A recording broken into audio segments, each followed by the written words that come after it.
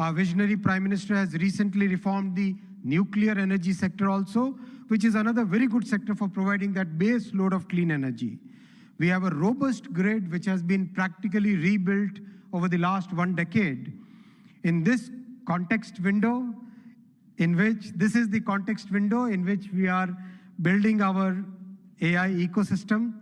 Stanford University AI Index places India among the leading countries in AI adoption, AI talent, and AI diffusion.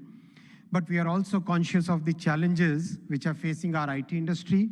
And to mitigate it, we are working with the industry and academia to upskill, reskill, and to build a new talent pipeline for this new intelligence age. While we harness the benefits of AI, we must also find collective solutions for mitigating the risks. By placing human safety and dignity at the heart of AI, we can move forward with conviction.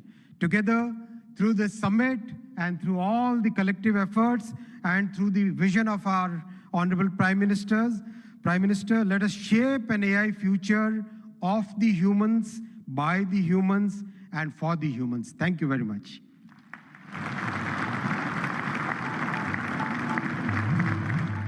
Thank you, Honorable Minister, for the welcome remarks.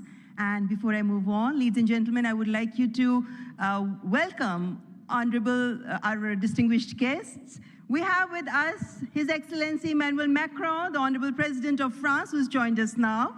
Please welcome him. The previous host of AI Summit was France, and it's indeed our privilege to welcome you here again this morning, President Emmanuel Macron. Ladies and gentlemen, now I would like to welcome Shri N. Chandrasekaran, Chairman of the Tata Group, to the dais to share his visionary insights on artificial intelligence. Please welcome Shri N. Chandrasekaran, Chairman, Tata Group.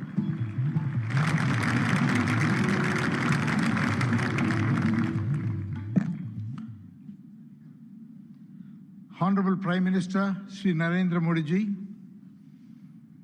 Your Excellencies, Heads of State, policymakers, and distinguished ladies and gentlemen.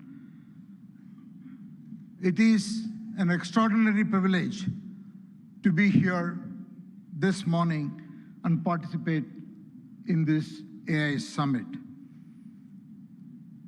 India is a nation of AI optimists. Our enthusiasm is not surprising. Indians have witnessed the hugely ambitious digital infrastructure programs and what they can achieve. The largest digital identity system in the world, covering 1.4 billion people. A digital payment interface that accounts for half of the entire world's transactions. Over the past few years, under our Honorable Prime Minister's vision, India has treated AI as a strategic national capability, aligning the full stack from chips to systems to energy and to applications through Semicon India, an India AI mission, and most importantly, the recent reforms such as the Shanti Act for clean energy. We are building AI at scale with trust, resilience, and long-term competitiveness. AI is a foundational technology that cuts across all industries. AI is nothing artificial, it is real, because it learns from data and learns faster every day, and it is not based on any fixed rules. Third, AI can scale, and it scales pretty rapidly. Putting all this together, AI, to my mind, is the next big infrastructure. It is the infrastructure of intelligence. It will have a very profound impact, exactly the same way in the past other infrastructure changes have done, steam engines, electricity, or internet. Our mission should be to make AI work for every individual and every citizen in this country. We should put the AI tools in the hands of the lost person in the country and in fact on the earth. And that's the vision that we should all work towards. A couple of days ago, we witnessed 1,500 rural women here in Bharat Mandapam who had no background to computing, no background to digital tools. In a matter of few hours, could learn AI, could build products, could build marketing materials, campaigns, all in front of a global audience, and they did it in 4 hours.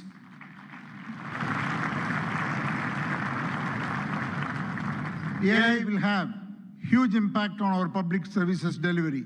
It will have huge impact on enterprises around the world.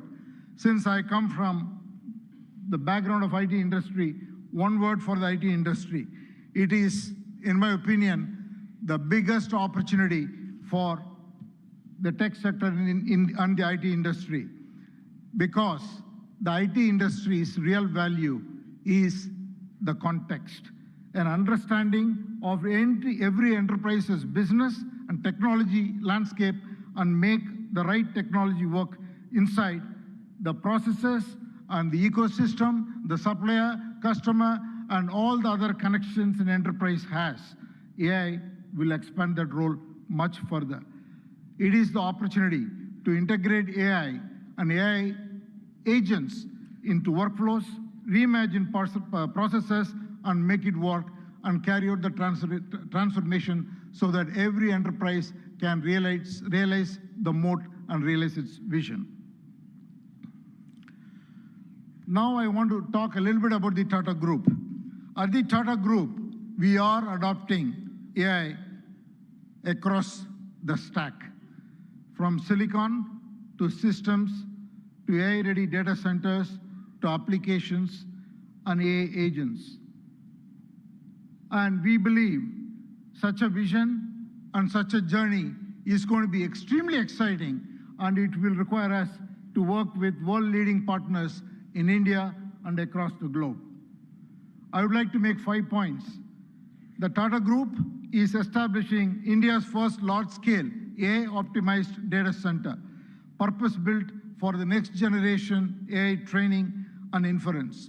I'm very happy to announce that we have partnered with OpenAI to build the first 100 megawatt capacity, which will scale to 1 gigawatt.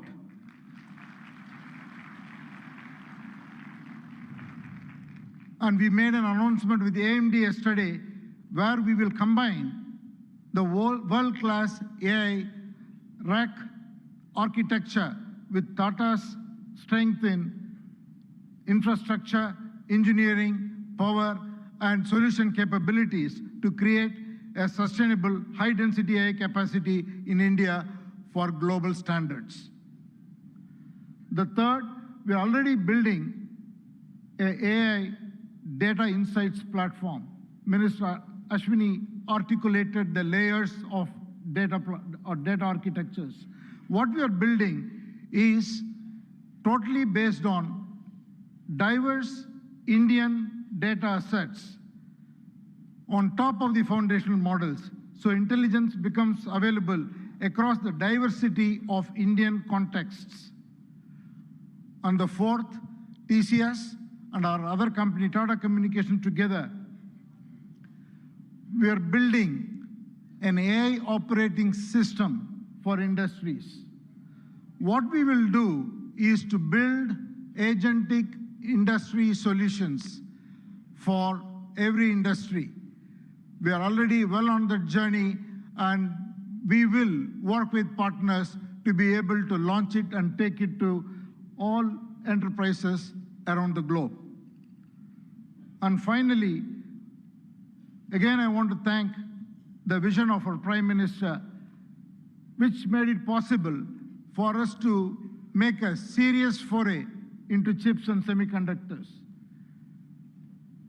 What we will do next is to build chips that are very domain-centric, which will be totally AI optimized for every industry, and we will first launch or work towards getting it ready for the automotive sector. So these are the areas that we are focused on. I think it is the time for promise to take action into practice so that we can deliver prosperity. Finally, in conclusion, I just want to say that we are standing here at a very defining moment where the scarce resources are trust, stewardship, and human capability. So let us send out a simple standard for the AI decade. Capability with dignity, high impact for every watt of energy, and progress with agency and collaboration. Thank you all very much.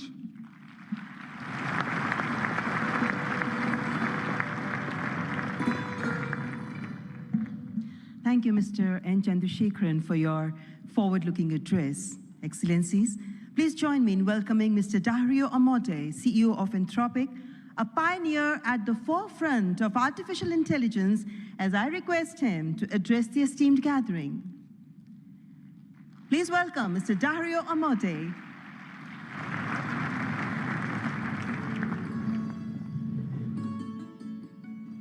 First, I want to thank Prime Minister Modi for bringing us together. The energy and ambition in this room and across India are incredible. I've been spending the last few days meeting with Indian builders and enterprises, and the energy to build together here is palpable, unlike anywhere else. This is the 4th AI summit we've held since the tradition was initiated at Bletchley Park back in 2023, which I still remember. And in those 2.5 years, the advances in the technology have been absolutely staggering. Along with those, the advances in the commercial applications and the societal and ethical questions around the technology have only grown more urgent. My fundamental view is that AI has been on an exponential for the last 10 years, and as part of a sort of Moore's law for intelligence, and that we are now well advanced on that curve, and there are only a small number of years for AI models surpassing the cognitive capabilities of most humans for most things. We're increasingly close to what I've called a country of geniuses in a data center, a set of AI agents that are more capable than most humans at most things and can coordinate at superhuman speed. That level of capability is something the world has never seen before and brings a very wide range of both opportunities and concerns for humanity. On the positive side, we have the potential to cure diseases that have been incurable for thousands of years, to radically improve human health, and to lift billions out of poverty, including in the global south, and create a better world for everyone. On the side of risks, I'm concerned about the autonomous behavior of AI models, their potential for misuse by individuals and governments, and their potential for economic displacement. India has an absolutely central role to play in these questions and challenges, both on the side of the opportunities and on the side of the risks. As a sign of our commitment, we just this week opened an office in Bengaluru and hired Irina Ghose, who has spent 3 decades building businesses in India as our managing director for Anthropic India. We've also announced partnerships with major Indian enterprises this week, including Infosys and others.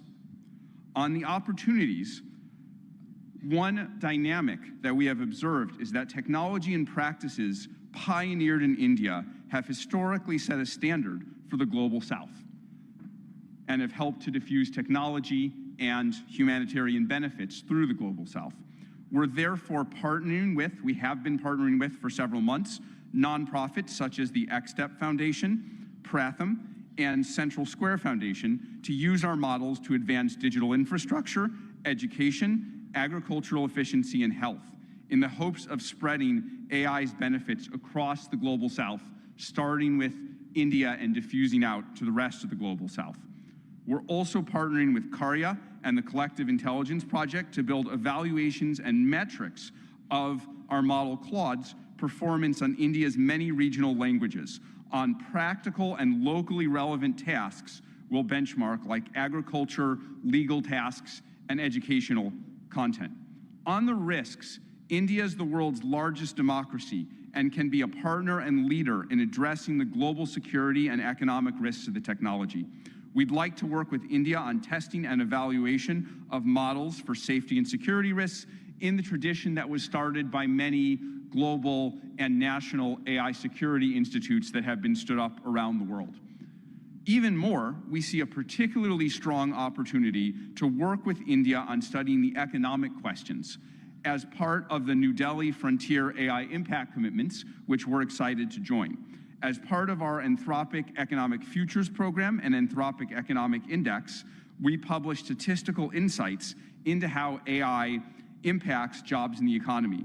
We're excited to increasingly share this information, exchange information with the Indian government to share insights and inform evidence-based policymaking, convene meetings with economists, labor leaders, and policymakers to adjust, to adapt to the economic impacts of AI. We believe that AI will greatly grow the economic pie, including in India and the global south, but that because it is happening so fast, it may lead to a time of disruption. And we need to work together between companies and the government to better manage that time of disruption and bring better prosperity smoothly to all. I and Anthropic are very grateful to be part of all these efforts, and I'm honored to be here and working on these questions with all of you.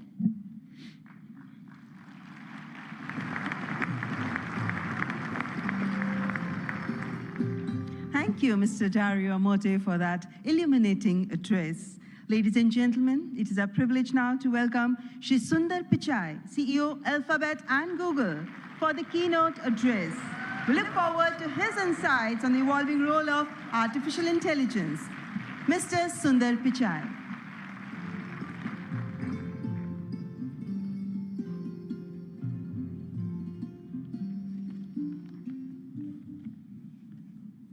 Namaste. Thank you,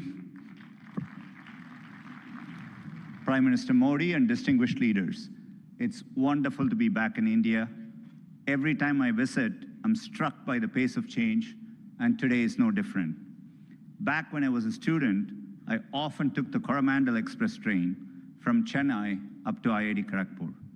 To get there, we passed through Visakhapatnam, Vizag. I remember it being a quiet and modest coastal city, brimming with potential. Now in that same city, Google is establishing a full-stack AI hub, part of our $15 billion infrastructure investment in India. When finished, this hub will house gigawatt-scale compute and a new international subsea cable gateway, bringing jobs and cutting-edge AI to people and businesses across India. Sitting on that train, I never imagined Vizag becoming a global AI hub. Just as I couldn't have imagined that one day I'd be spending time with teams figuring out how to put data centers into space. Or taking my parents for a fully autonomous car ride in San Francisco. Seeing a Waymo right through my 83-year-old dad's eyes, I saw the progress in a whole new light. Of course, he said he'd be more impressed if it worked on India's busy roads. Still working on that one, Dad. The progress shows what's possible when humanity dreams big. And no technology has me dreaming bigger than AI. It is the biggest platform shift of our lifetimes. We are on the cusp of hyper-progress and new discoveries that can help emerging economies leapfrog legacy gaps. But that outcome is neither guaranteed nor automatic. To build AI that is truly helpful for everyone, we must pursue it boldly, approach it responsibly, and work through this defining moment together. Why bold? Because AI can improve billions of lives and solve some of the hardest problems in science. For 50 years, predicting protein structures was a grand challenge and a blind spot that stalled drug discovery. Demis Hassabis and his team at Google DeepMind asked an audacious question: how could we use AI to solve this? That question led to AlphaFold. This breakthrough didn't just win a Nobel Prize, it compressed decades of research into a database that is now open to the world. Today, over 3 million researchers in more than 190 countries are using it to develop malaria vaccines, fight antibiotic resistance, and much more.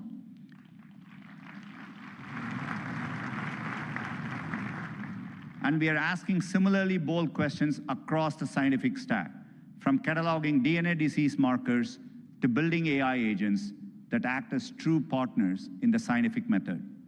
We must be equally bold in tackling problems in regions that have lacked access to technology. Take El Salvador, where Google has partnered with the government to bring affordable AI-powered diagnosis and treatment to thousands who could never afford to see a doctor. Or in India, where our work together is helping farmers protect their livelihoods in the face of monsoons. Last summer, for the first time, the Indian government sent AI-powered forecasts to millions of farmers, possible in part because of our neural GCM model. I see language inclusion as another exciting ambition. In Ghana, we are collaborating with universities and NGOs to expand research and open source tools across more than 20 African languages. We need this bold thinking in more places to tackle more problems across health, education, economic opportunity, and more. Technology brings incredible benefits, but we must ensure everyone has access to them. We cannot allow the digital divide to become an AI divide. That means investing in compute infrastructure and connectivity. I mentioned our Vizag investment, and we have others in Thailand, Malaysia, and more. We're also building a vast network of subsea fiber optic cables, including 4 new systems between the US and India, as part of our America-India Connect initiative announced yesterday. Responsibility also means navigating profound economic shifts. AI will undeniably reshape the workforce, automating some roles, evolving others, and creating entirely new careers. 20 years ago, the concept of a professional YouTube creator didn't exist. Today, there are millions around the world. Training is crucial. We have trained 100 million people in digital skills, and our new Google AI professional certificate will help people master AI in their jobs, available globally. Finally, trust is the bedrock of adoption. We have created tools like SynthID used by journalists and citizen fact-checkers globally to help verify the authenticity of the content you read and see. But no matter how bold we are or how responsible, we won't realize AI's full benefits unless we work together. Governments have a vital role that includes as regulators, setting important rules of the road and addressing key risks. And importantly, also as innovators, bringing AI to public services that improve lives and accelerating adoption of these technologies for people and businesses. There are glimmers of this from around the globe, from the Ugandan government using AI and satellite imagery to locate priority areas for electrification, to getting potholes fixed for residents more efficiently in Memphis, Tennessee, by using AI scans of road surfaces from buses. Tech companies must also step up, building products that boost knowledge, creativity, and productivity to help people achieve their dreams.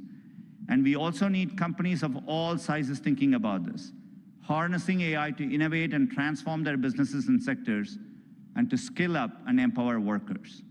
We have the opportunity to improve lives at a once-in-a-generation scale. I know we have the capability to do this, and looking at the leaders here today, I believe we also have the will. Now we must do the work together. Thank you.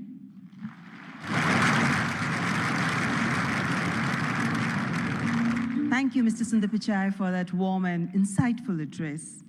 Excellencies, ladies and gentlemen, it's a great honor to invite His Excellency Antonio Guterres, Secretary General of the United Nations, to present his address. A global leader championing peace, cooperation, and sustainable progress. Please join me in giving him a warm welcome.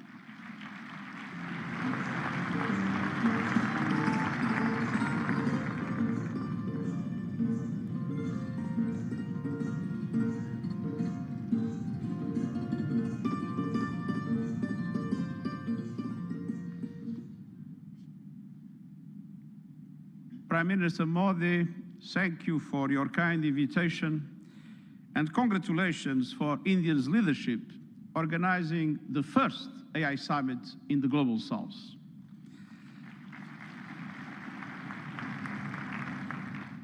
Meeting in India has special meaning. It brings this conversation closer to the realities shaping much of the world. Because the future of AI cannot be decided by a handful of countries or left to the whims of a few billionaires. Last year, the UN General Assembly took two decisive steps. First, creating an independent international scientific panel on AI.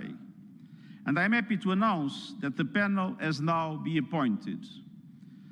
These 40 leading experts from across regions and disciplines embody a clear message. AI must belong to everyone. We must replace hype and fear with shared evidence and close knowledge gaps. I urge member states, industry and civil society to contribute to the panel's work. Second, launching a global dialogue on AI governance within the United Nations, where all countries, together with the private sector, the academia, and the civil society, can have a voice. We need guardrails that preserve human agency, human oversight, and human accountability. And the first session of the dialogue in Geneva in July will give every country and every stakeholder a voice to align efforts, uphold human rights, and prevent misuse, and to advance our common safety measures, the foundation of interoperability. That builds trust across borders for regulators and businesses, and turns compatibility into opportunity. Your discussions here will culminate in the global dialogue. But without investment, many countries will be locked out of the AI age. AI must be accessible to everyone. That is why, encouraged by the General Assembly of the United Nations, I'm calling for a global fund on AI to build basic capacity in developing countries. Skills, data, affordable computing power, and inclusive ecosystems. Our target is $3 billion US. That is less than 1% of the annual revenue of a single tech company. A small price for AI diffusion that benefits all, include businesses building AI. I'm pleased that member states have responded to my call to form a global network for exchange and cooperation on AI capacity building in developing world. AI must benefit everyone. Done right, AI can advance sustainable development goals, accelerate breakthroughs in medicine, expand learning opportunities, strengthen food security, bolster climate action and disaster preparedness, and improve access to vital public services. But it can also deepen inequality, amplify bias, and fuel harm. As AI's energy and water demands soar, data centers and supply chains must switch to clean power and shift costs to vulnerable communities. We must invest in workers so AI augments human potential, not only replaces it. And AI must be safe for everyone. We must protect people from exploitation, manipulation, and abuse. No child should be a test subject for unregulated AI. Excellencies, the message of this summit is simple. Real impact means technology that improves lives and protects the planet. So let's build AI for everyone with dignity as the default setting. Thank you.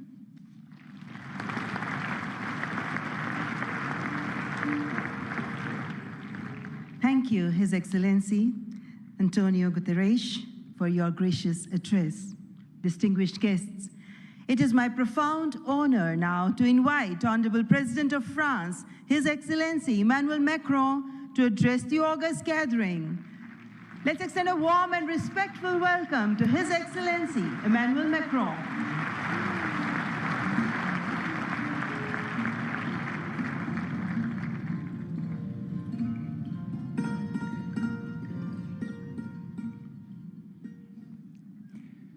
Mr. Prime Minister, dear Narendra Modi, head of state and government, ministers, ambassadors, CEOs, ladies and gentlemen, namaste.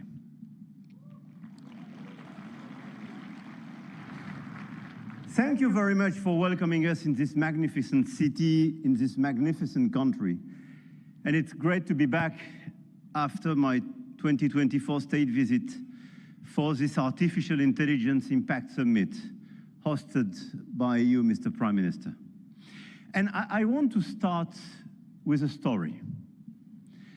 10 years ago, a street vendor in Mumbai could not open a bank account. No address, no papers, no access. And today, the same vendor accepts payments on his phone, instantly.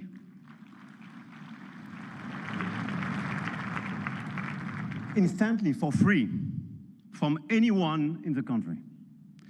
That is not just a tech story. That is a civilization story.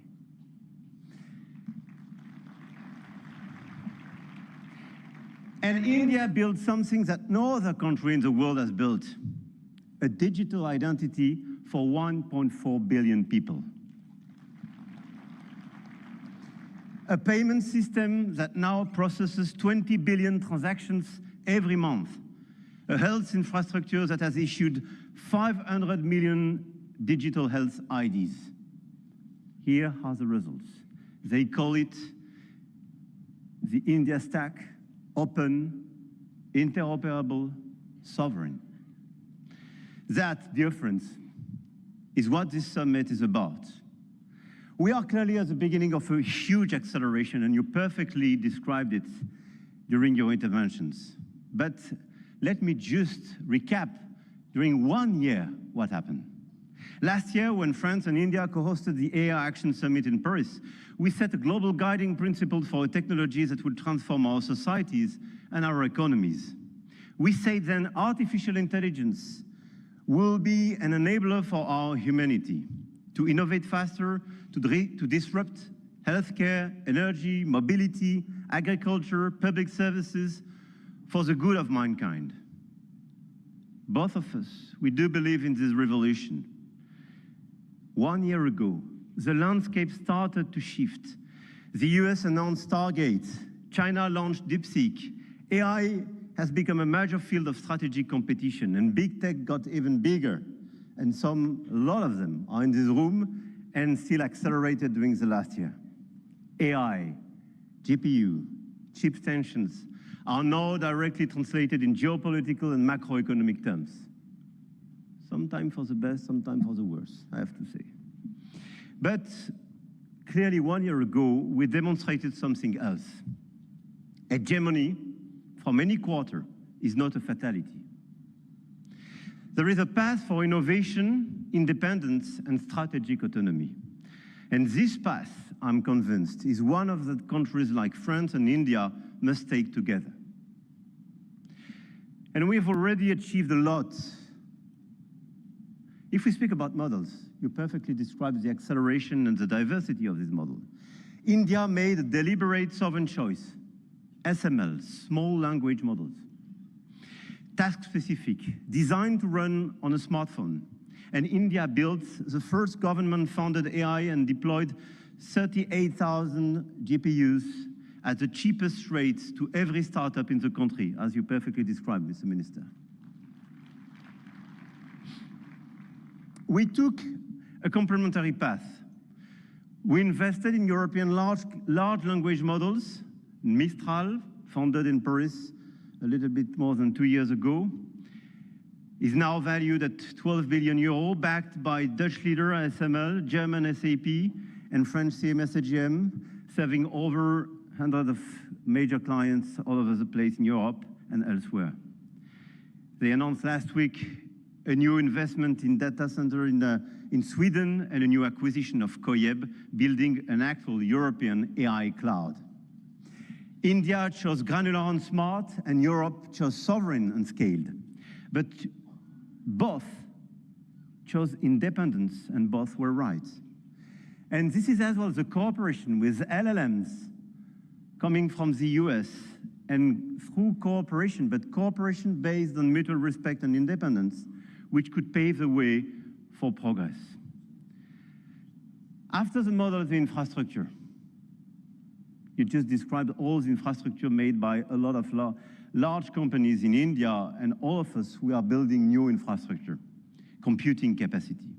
1 year ago in Paris, we announced $109 billion in AI investments, and we are delivering this project with a lot of data centers, 58 billion euro in 2025, powered by our decarbonated nuclear energy. With a great asset, and this is very important indeed, to have low carbon and available energy.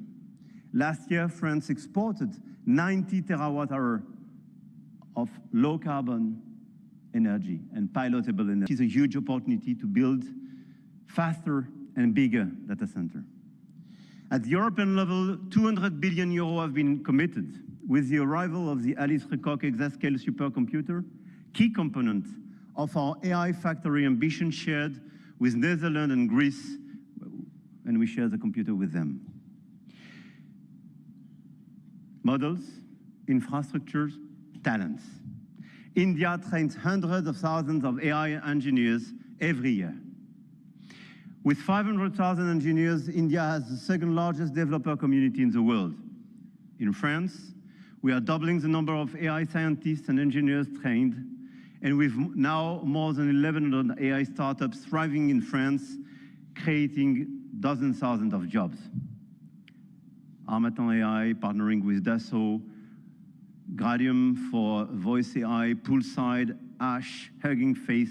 I could quote a series of these unicorns and large caps, and this is clearly one of our strengths. In quantum computing, the next frontier, France is not placing one bet. We are placing four technologies. 4 French companies, Pascal, Candela, Alice and Bob, Quobly, and one ambition, to make Europe a quantum power, which is also the ambition of AMI Labs, Advanced Machine Intelligence Labs, from our dear Yann Lequin for Frontier Research. The smartest AI is not the most expensive. It is the one built by the best people and for the right purpose. Models, infrastructure, talents, capital, and adoption. This is where the Indian model is truly revolutionary, providing solutions for everyone in the country. From 200 million of Indian farmers in their own dialect, to travel advice for 400 million of pilgrims, or AI diagnostics for rural clinics, all are running on India's digital public infrastructure. Open rails, near zero costs, adoption is key, and being inclusive is key. In Europe, our AI factories optimize energy grids, transform logistics, reinvent healthcare administration, and we are proving you can build a competitive AI industry while protecting your citizens' data. And opposite to what some misinformed friends have been saying, Europe is not blindly focused on regulation. Europe is a space for innovation and investment, but it is a safe space. And safe spaces win in the long run. I'm sure of that.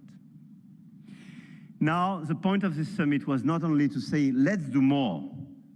It was to say, let's do better together.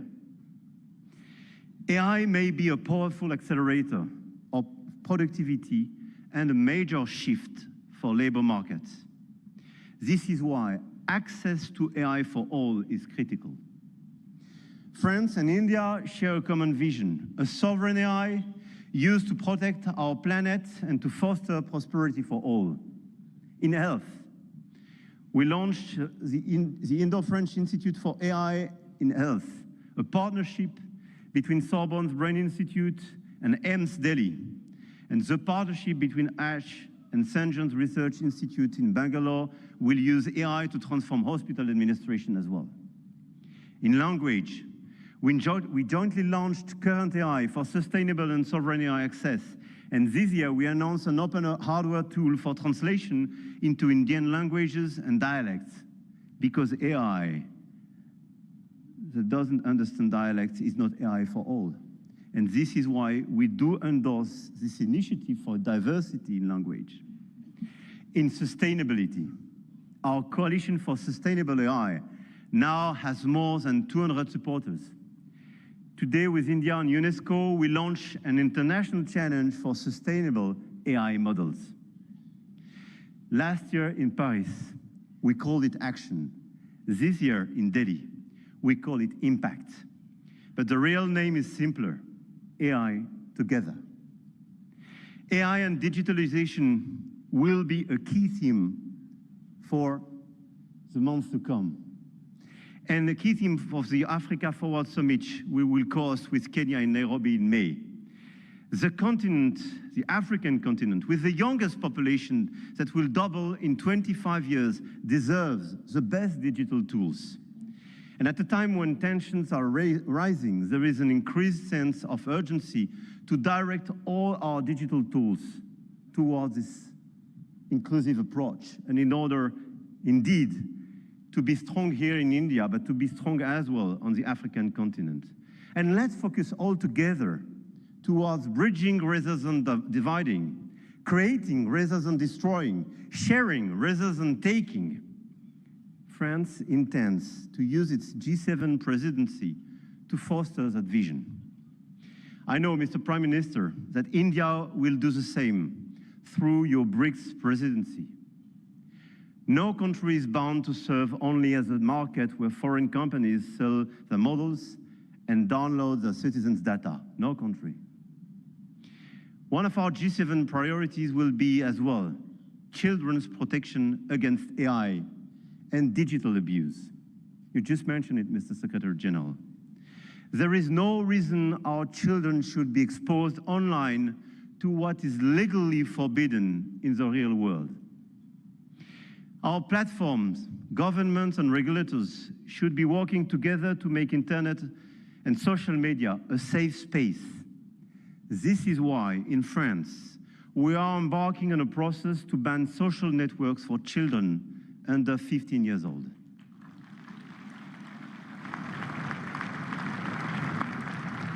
And we are committed here in this journey with a lot of several European countries being present here today.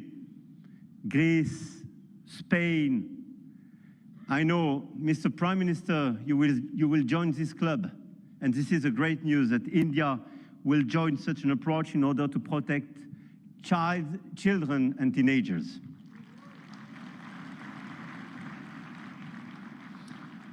And we stand ready to take all necessary actions to ensure that our young citizens are truly safe, and wish to engage with all willing partners to make this vision happen for all. And this is a new coalition of willings in order to protect our children and teenagers. Protecting our children is not regulation as well.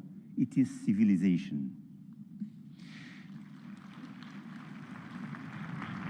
To conclude, the message I have come to convey is that we are determined to continue to shape the rules of the game.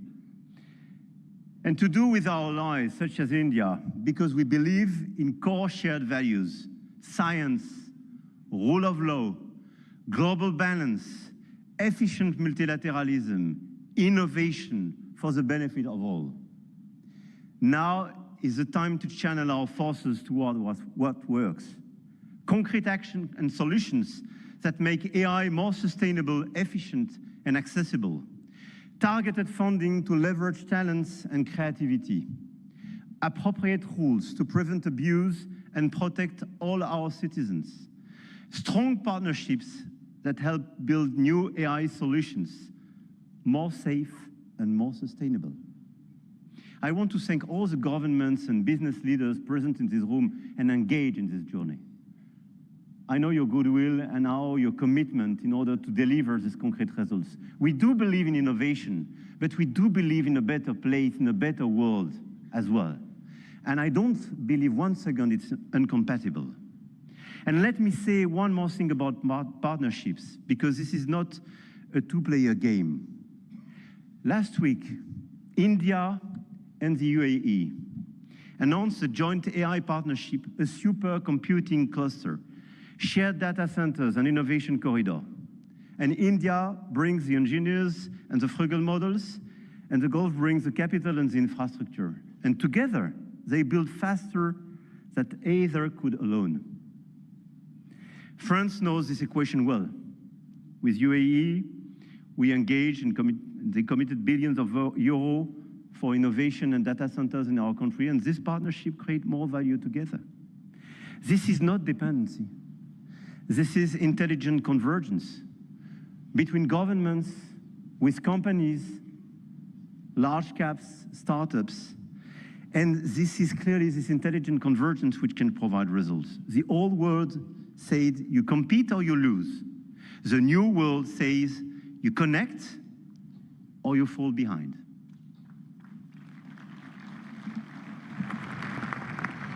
And I started with a story about a street vendor in Mumbai. 10 years ago, the world told India that 1.4 billion people could not be brought into the digital economy. India proved them wrong.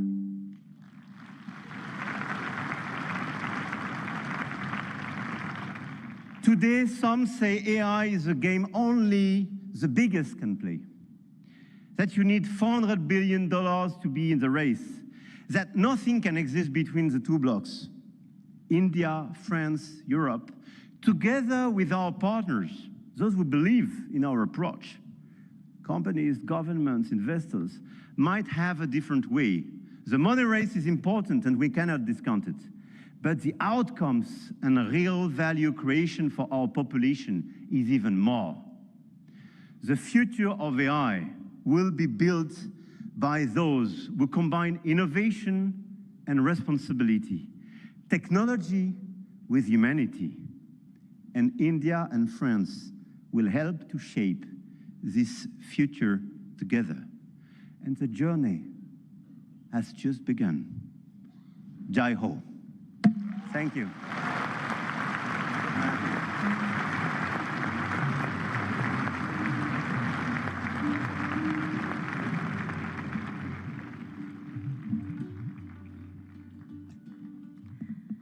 Thank you, His Excellency Emmanuel Macron, for your visionary address and for strengthening the spirit of international cooperation in shaping the AI-powered future. Ladies and gentlemen, may I now invite Shri Ashwini Vaishnav, Honorable Minister for Electronics and Information Technology, to announce the New Delhi Frontier AI commitments.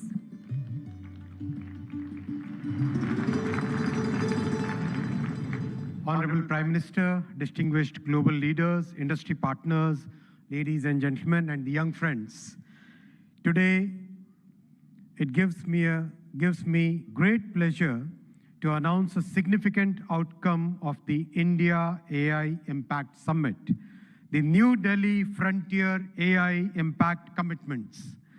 Today, leading frontier AI companies, along with India's own innovators, such as Sarvam, BharatGen, Gyani, and Socket, have come together to make a set of voluntary commitments that reflect a shared vision for inclusive and responsible AI. Can we have the commitments displayed? Yes. These are two significant commitments. First, advancing understanding of real-world AI usage through anonymized and aggregated insights to support evidence-based policymaking on jobs, skills, and economic transformation. The second is strengthening multilingual and contextual evaluations of AI systems to ensure that AI works effectively across languages, cultures, and real-world use cases, especially in the global South. Together, these efforts mark an important step towards shaping AI that is not only powerful, but also inclusive, development-oriented, and globally relevant. This initiative positions India at the forefront of building a global South-led perspective on AI governance, one that balances innovation with equity and real-world impact. I now invite the distinguished leaders of these organizations to kindly join us on the stage for this announcement.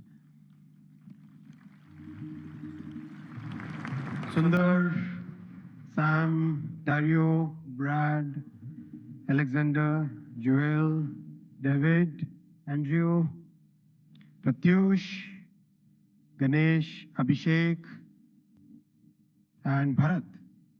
Guys.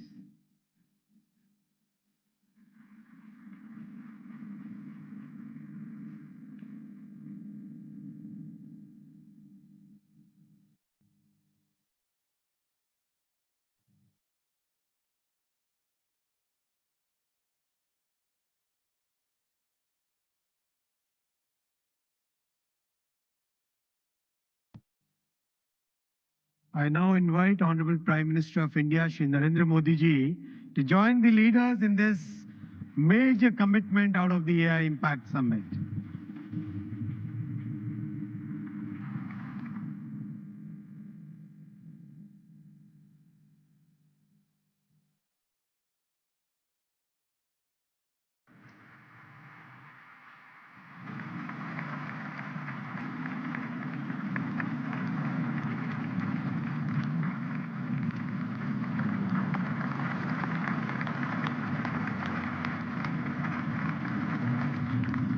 Thank you, tech leaders.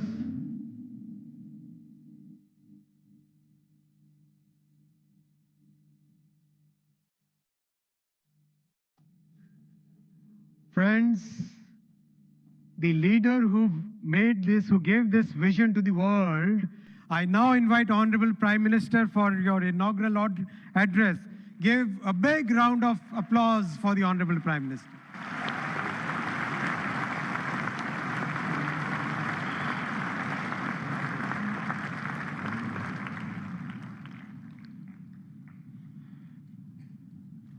Excellencies, honorable ministers, industry leaders, innovators, entrepreneurs, researchers, delegates, अन्य सभी महानुभाव, देवी और सज्जनों, नमस्ते।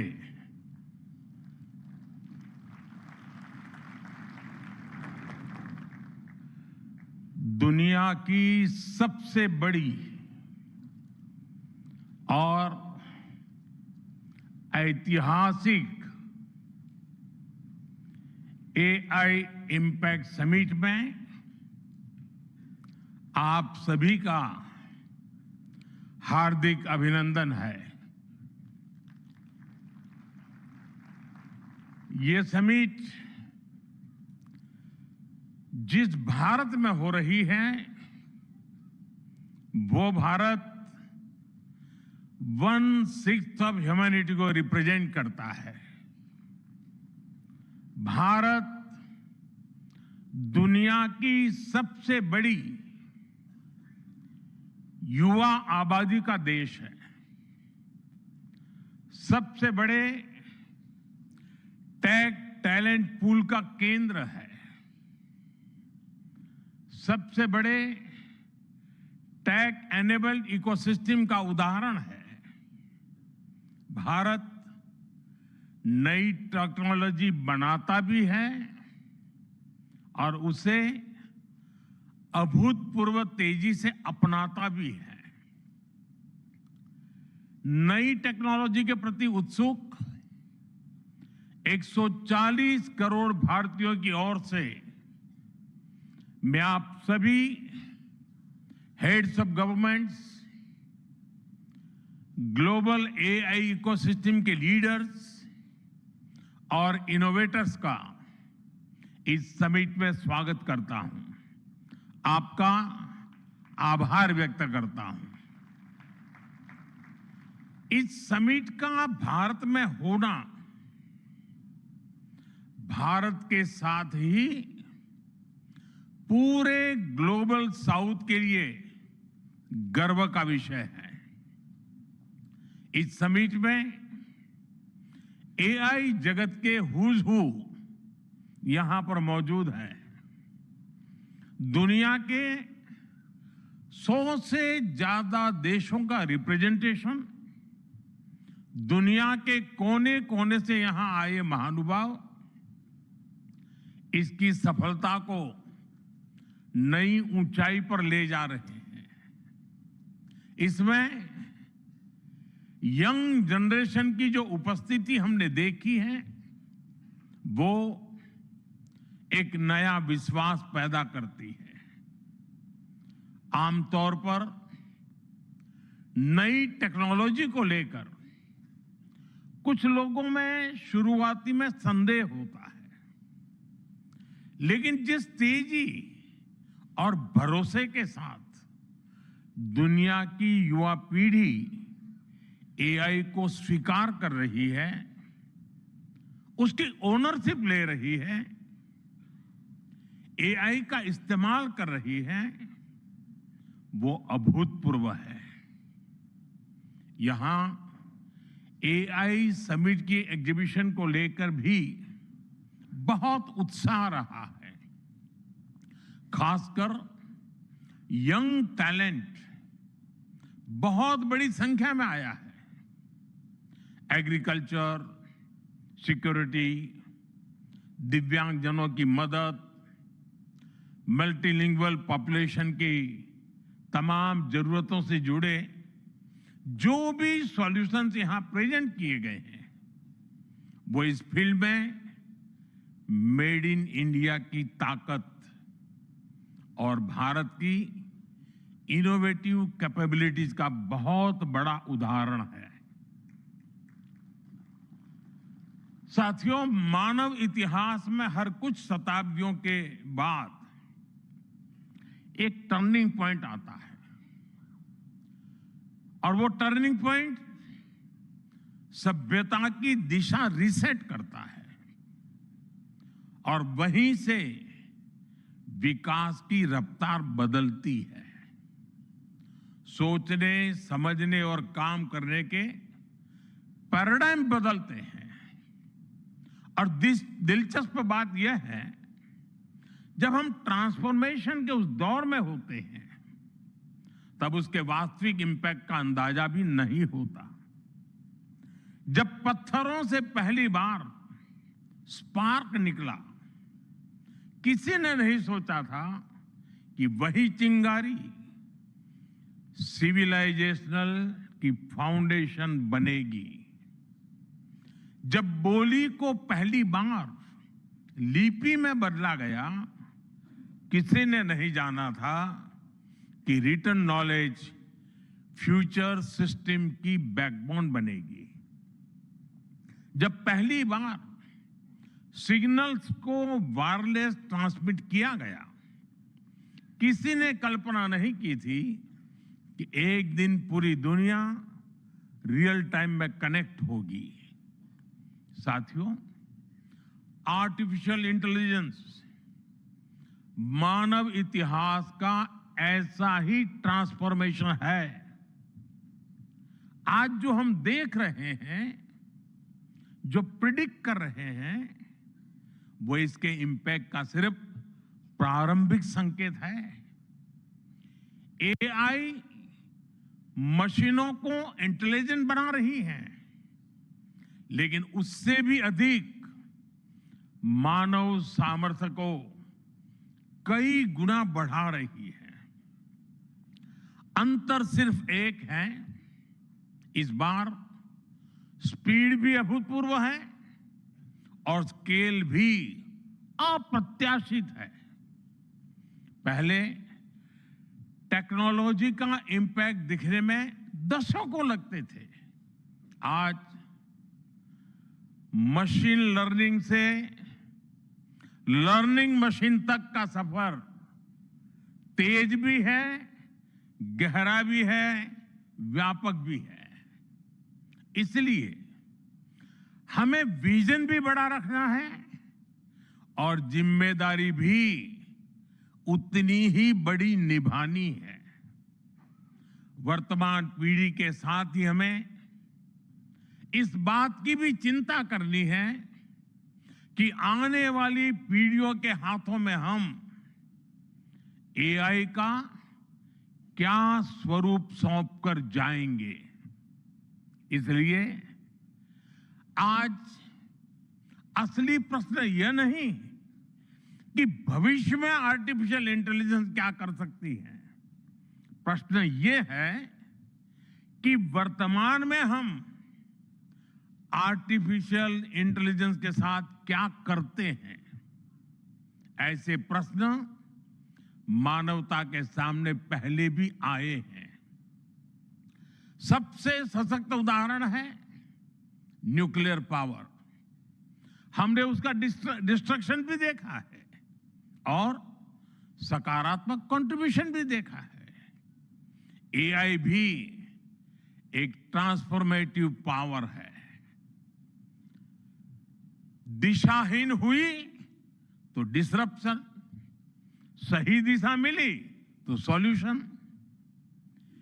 AI को machine centric से human centric कैसे बनाएं, संवेदनशील और उत्तरदायी कैसे बनाएं, यही इस ग्लोबल एआई इंपैक्ट समिट का मूल उद्देश्य है। साथियों, भारत एआई को किस दृष्टि से देखता है, उसका स्पष्ट प्रतिबिंब इस समिट की थीम में है।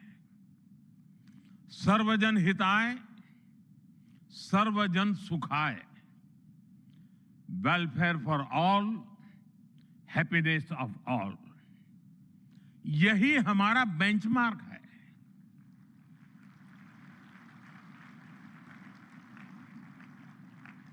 एआई के लिए इंसान सिर्फ डेटा पॉइंट न बन जाए, इंसान सिर्फ रॉ मटेरियल तक सीमित न रह जाए। इसलिए एआई को डेमोक्रेटाइज करना होगा, इसे इंक्लूजन और एम्पावरमेंट का माध्यम बनाना होगा, और विशेष रूप से ग्लोबल साउथ में। साथियों, हमें एआई को ओपन स्काई भी देना है और कमांड भी अपने हाथ में रखना है। जैसे जीपीएस होता है, जीपीएस हमें रास्ता सुझाता है, लेकिन हमें किस डायरेक्शन में जाना है, इसकी फाइनल कॉल हमारी ही होती है। आज हम एआई को जिस दिशा में लेकर जाएंगे, वैसा ही हमारा भविष्य तय होगा। साथियों, आज new Delhi AI impact summit में मैं एआई के लिए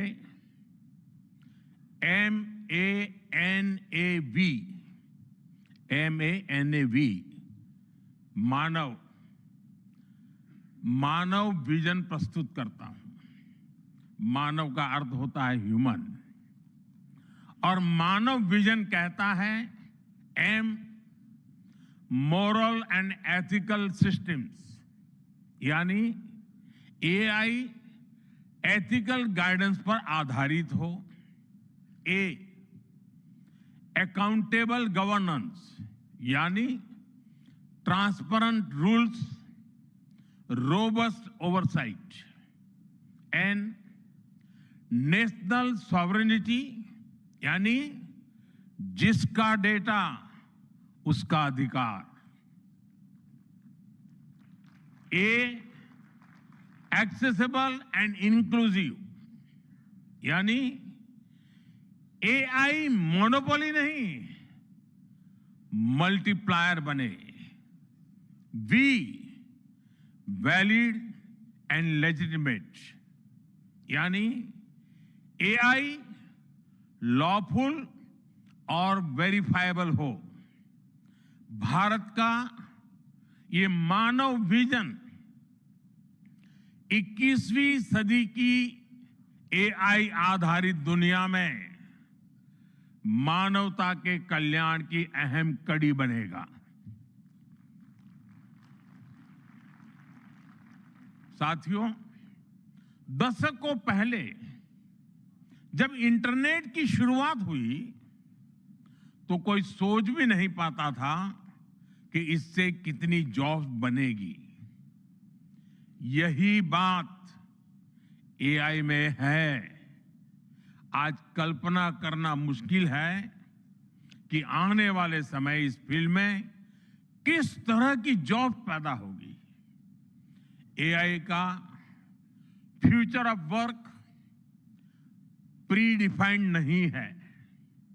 ये हमारे निर्णय पर, हमारे कोर्स ऑफ एक्शन पर निर्भर होगा। मैं समझता हूं हमारे लिए फ्यूचर ऑफ वर्क एक नई अपॉर्चुनिटी है। ये ह्यूमंस और इंटेलिजेंट सिस्टम्स के साथ मिलकर काम करने का युग है। We are entering an era where humans and intelligent systems co-create, co-work and co-evolve। AI हमारे काम को और अधिक स्मार्ट, एफिशिएंट और इम्पैक्टफुल बनाएगा। हम बेहतर डिजाइन करेंगे, तेज बिल्ड करेंगे और बेहतर डिसीजन ले सकेंगे। इससे और ज्यादा लोगों को हायर वैल्यू, क्रिएटिव और मीनिंगफुल रोल्स भी मिलेंगे। ये इनोवेशन, एंटरप्रेन्योरशिप और न्यू इंडस्ट्रीज के लिए बड़ा मौका है। इसलिए हमें स्किलिंग, रीस्किलिंग और लाइफ लॉन्ग लर्निंग को मास मूवमेंट बनाना होगा। साथियों, future of work inclusive, trusted और ह्यूमन सेंट्रिक होगा। अगर हम मिलकर आगे बढ़ें तो आर्टिफिशियल इंटेलिजेंस पूरी मानवता की क्षमता को नई ऊंचाइयों तक ले जाएगी।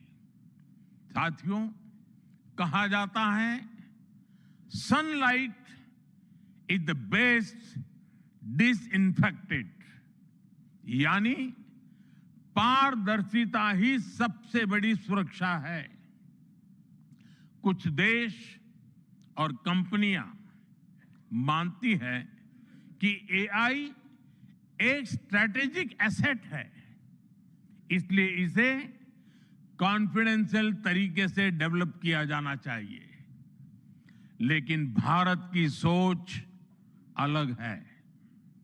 हम मानते हैं कि एआई जैसी तकनीक तभी दुनिया के लिए लाभकारी होगी जब उसे शेयर किया जाएगा, जब कोड ओपन होंगे और शेयर किए जाएंगे, तभी हमारे मिलियंस ऑफ यंग माइंड्स उन्हें बेहतर और सुरक्षित बना पाएंगे।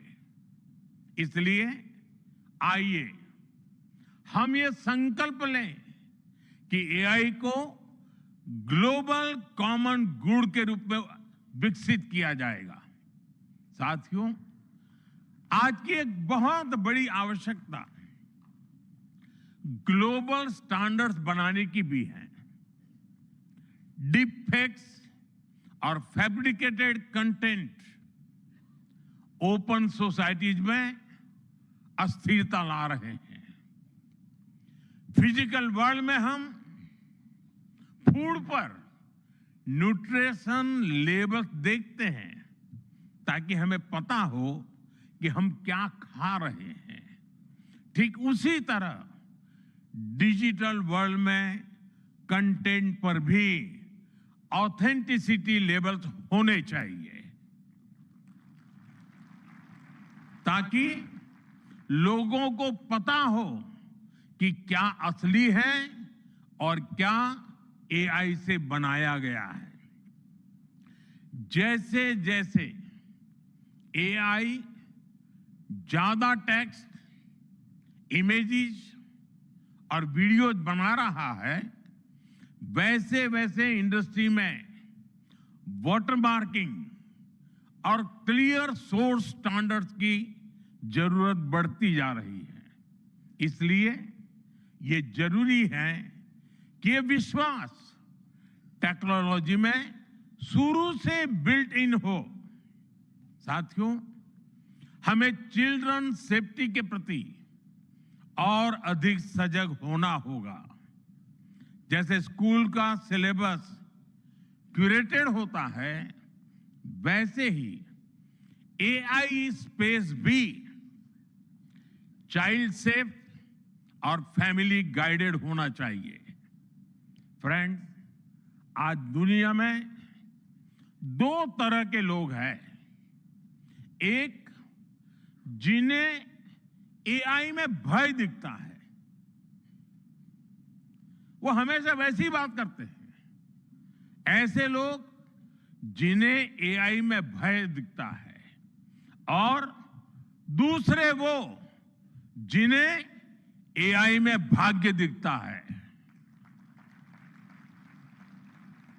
और साथियों, मैं जिम्मेवारी के साथ कहता हूं, गर्व के साथ कहता हूं, हमें भय नहीं, भारत को एआई में भाग्य दिखता है, भारत को एआई में भविष्य दिखता है। हमारे पास टैलेंट भी है, एनर्जी कैपेसिटी भी है, और पॉलिसी क्लैरिटी भी है। और मुझे आपको ये बताते हुए खुशी है कि इस समिट में 3 भारतीय कंपनियों ने अपने एआई मॉडल्स और एप्स लॉन्च किए हैं। ये मॉडल्स हमारे यूथ के टैलेंट को दिखाते हैं, और भारत जो सॉल्यूशंस दे रहा है उसकी डेप्थ और डाइवर्सिटी का भी प्रतिबिंब है। साथियों, भारत सेमीकंडक्टर और चिप मेकिंग से लेकर क्वांटम कंप्यूटिंग तक एक रिजिलिएंट इकोसिस्टम बना रहा है।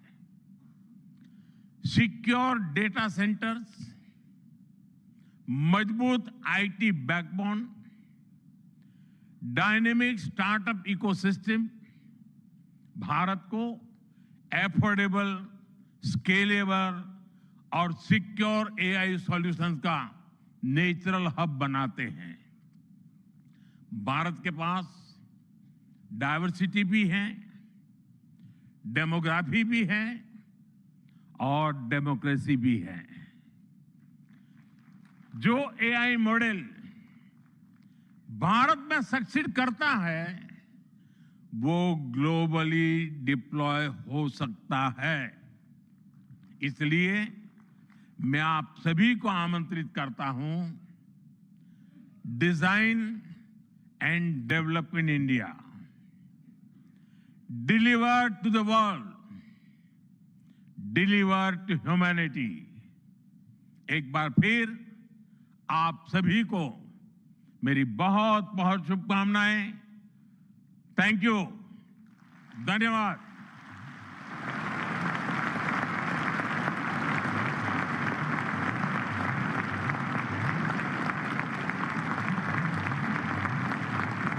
Thank you, Honorable Prime Minister, for your guiding words. Ladies and gentlemen, Honorable Prime Minister of India, Shri Narendra Modi, is a visionary leader who envisions that progress should uplift every citizen and leave no one behind. And reflecting his vision, the address of the Honorable Prime Minister was presented in sign language live through artificial intelligence, marking a significant step towards accessibility and inclusivity.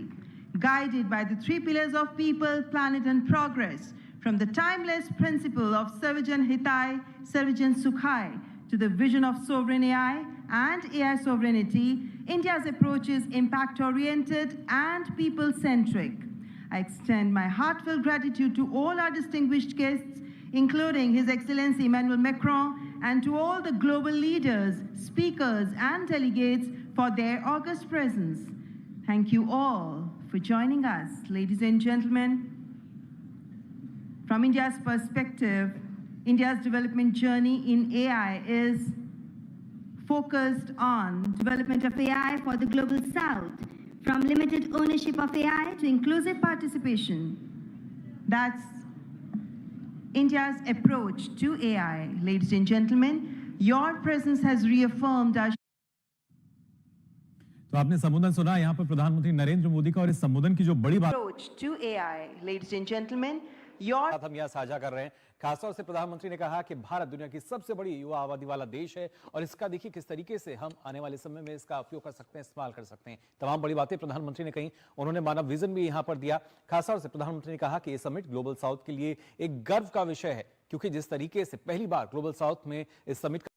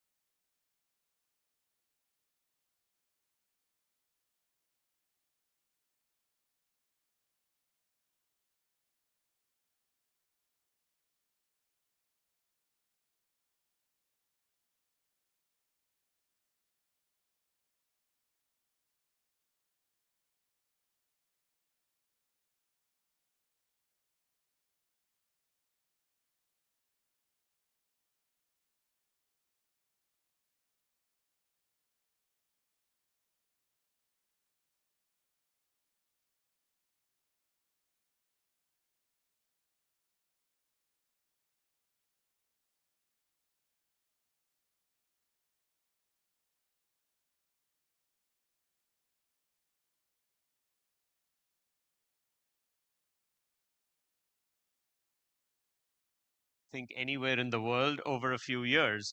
I think the leadership that India can play, not just in what these models mean, how do you think about data, how do you think about privacy and security and trust. But one area we're particularly passionate about, Sunil, is this area of content authenticity.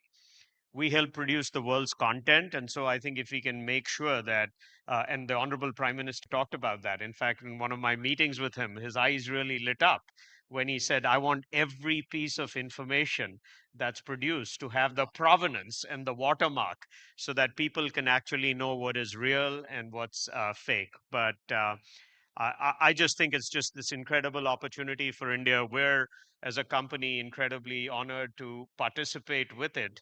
And I know I am really thrilled that the organizers allowed us this little opportunity to share how excited we are. But I will let you have the last word. No, Shantanu, thank you very much. I just want to, bring you in before we end today, and for our an audience here. Prime Minister also spoke about uh, making open standards, keeping AI open to the world for the benefit of democratizing, in sense, AI, as opposed to caging it and having it in the hands of a few. Talk about it. A lot of people have views on this. From countries like India and many other, all the European leaders who are assembled here today, there seems to be a very clear message: engage with each other, make open standards. AI should be available to all for the benefit of humanity. Is there any danger that some of the leading AI developers, companies, may keep it more controlled, and we may have to fight that battle hard? I think you're going to have the inevitable challenge between commercial enterprises who want to keep information proprietary, Sunil, and how they advance it, with how do you do good for humanity. And so I think he was absolutely correct in reflecting that this is going to be an ongoing challenge. I can speak for Adobe. I mean, one of the things we've always done is everything that we do is open standards. I think the reason why PDF has adopted itself so massively is because it was an open standard. But I think it'll require companies and enterprises to behave differently and really recognize what is their sustainable advantage. And the sustainable advantage cannot, I think, over time be just the model. It has to be the use cases of what people are doing with that model. And so I think it'll require all of us also in companies to prevent, again, as he said, from being disrupted by not just doing what we are doing. But I'm actually confident. Now, I do think India is better positioned than most other countries.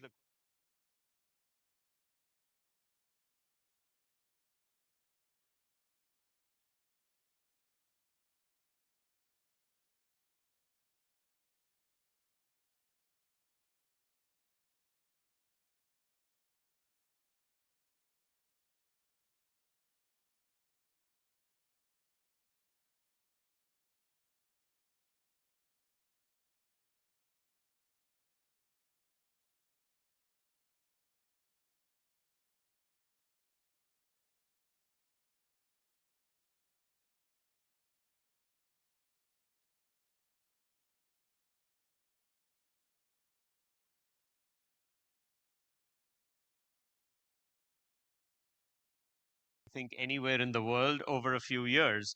I think the leadership that India can play, not just in what these models mean, how do you think about data, how do you think about privacy and security and trust. But one area we're particularly passionate about, Sunil, is this area of content authenticity. We help produce the world's content. And so I think if we can make sure that, and the Honorable Prime Minister talked about that. In fact, in one of my meetings with him, his eyes really lit up when he said, I want every piece of information that's produced to have the provenance and the watermark so that people can actually know what is real and what's fake. But I just think it's just this incredible opportunity for India. We're, as a company, incredibly honored to participate with it. And I know I am really thrilled that the organizers allowed us this little opportunity to share how excited we are. But I will let you have the last word. No, Shantanu, thank you very much. I just want to, bring you in before we end today, and for our an audience here. Prime Minister also spoke about uh, making open standards, keeping AI open to the world for the benefit of democratizing, in sense, AI, as opposed to caging it and having it in the hands of a few. Talk about it. A lot of people have views on this from countries like India and many other all the European leaders who are assembled here today. There seems to be a very clear message: engage with each other, make open standards. AI should be available to all for the benefit of humanity. Is there any danger that some of the leading AI developers, companies, may keep it more controlled, and we may have to fight that battle hard? I think you're going to have the inevitable challenge between commercial enterprises who want to keep information proprietary, Sunil, and how they advance it, with how do you do good for humanity. And so I think he was absolutely correct in reflecting that this is going to be an ongoing challenge. I can speak for Adobe. I mean, one of the things we've always done is everything that we do is open standards. I think the reason why PDF has adopted itself so massively is because it was an open standard. But I think it'll require companies and enterprises to behave differently and really recognize what is their sustainable advantage. And the sustainable advantage cannot, I think, over time be just the model. It has to be the use cases of what people are doing with that model. And so I think it'll require all of us also in companies to prevent, again, as he said, from being disrupted by not just doing what we are doing. But I'm actually confident now. I do think India is better positioned than most other countries. The question is, I mean, you've again been a pioneer in bringing your services and connectivity around the world. I'm less confident about what will happen in those countries. I'm a lot more confident about what will happen in India. So, how can we showcase India's frugal power of innovation? Uh, Look at the Gaganyaan, the moon mission. India did it at $74 million. US did it at $92 billion. And India had a perfect landing on the moon, on the difficult side of the moon. How can we persuade US companies, large conglomerates, to use India not only for billions of people using their products, but how to learn from frugal innovation that we do here? That's our secret sauce, Sunil. I mean, in many ways, I see Raj and, so many other good friends here from India who've done well in the US. I think it's because we use Jugaad. And so, I think to some degree, that is the secret sauce that exists in India. And, that's how I think we've all been able to, succeed on the global stage. But So on that note, yes, thank thank you. you very much.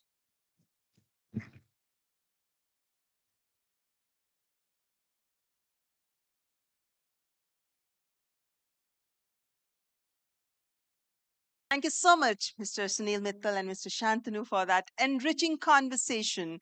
Ladies and gentlemen, now it's my honor to introduce our keynote speaker, Mr. Mukesh Dhirubhai Ambani, Chairman and Managing Director of Reliance Industries, a global powerhouse shaping the future of business and innovation. Under his visionary leadership, Reliance has transformed industries from energy and telecommunications to retail and digital services, impacting millions of lives. Ladies and gentlemen, please welcome Mr. Mukesh Dhirubhai Ambani.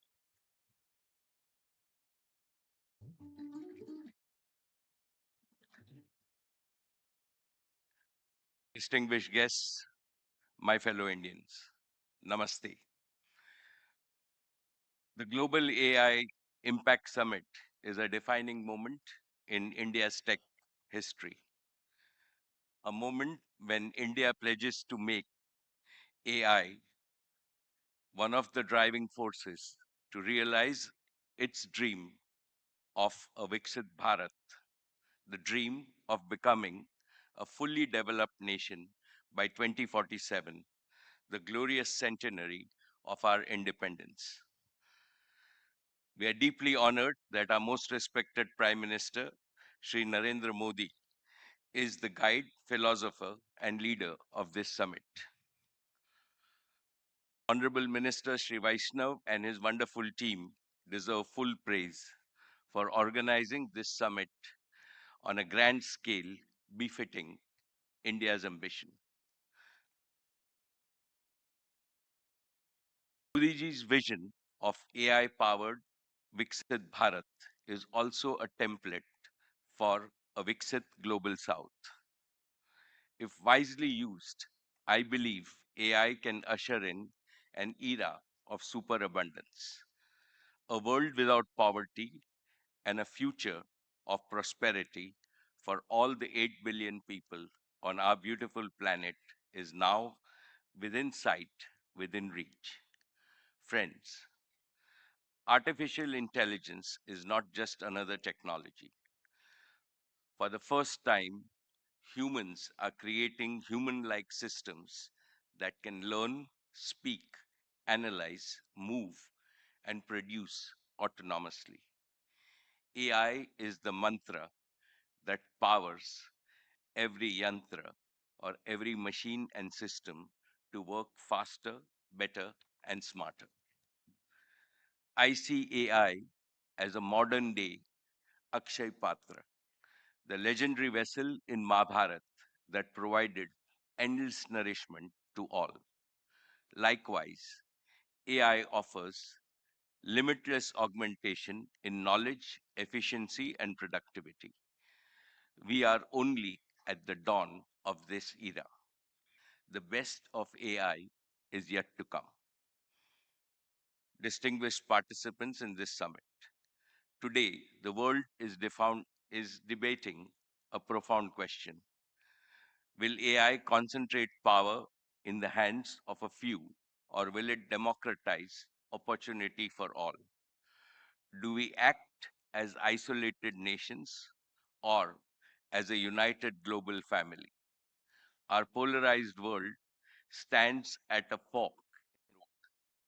One path has led to a situation where AI is scarce and expensive, compute is concentrated, data is controlled, and capability is locked behind barriers of capital and geography in the global north. In this dismal scenario, inequality widens between nations, within societies, and across generations. But there is another path, a future where AI is available, affordable, and beneficial to all. As our Prime Minister said, India believes in this second future. Dear friends, from the podium of this summit today, I want to make a bold prediction. India will emerge as one of the greatest AI powers in the world in the 21st century.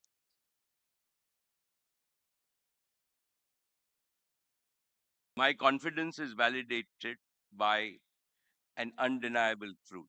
In the coming decades, no country in the world can match India's strength in demography, democracy, development, digital infrastructure, data generation, AI harvest. Let me begin, as was said many times this morning, what India has achieved in the past 10 years. First, India is the world's largest mobile data consumer. Nearly 1 billion internet users, data costs among the lowest globally, and in terms of quality, there is no difference between Delhi and the remotest Indian village. Second, Aadhaar, 1.4 billion digital IDs. Third, UPI processes over 12 billion transactions monthly. Fourth, India ranks among the top 3 startup ecosystems with 100,000 startups and 100 plus unicorns. Fifth, India's secure and inclusive digital public infrastructure stack is now being adopted by countries around the globe. Friends, in all humility, I wish to state that Geo, with over 500 million loyal subscribers, was privileged to play a leading role in this transformation across broadband, 4G, 5G, and home connectivity. With equal humility, I would like to announce that Geo will play an even bigger role in India's AI transformation. Today, on behalf of the Reliance Group and Geo Intelligence, I want to make 3 announcements. Announcement 1, Geo connected India to the internet era. Geo will now connect India to the intelligence era. We will deliver intelligence to every citizen, every sector of the economy, and every facet of social development and every service of government. Geo will do so with the same reliability, quality, scale, and extreme affordability that transformed connectivity. India cannot afford to rent intelligence. Therefore, we will reduce the cost of intelligence as dramatically as we did the cost of data.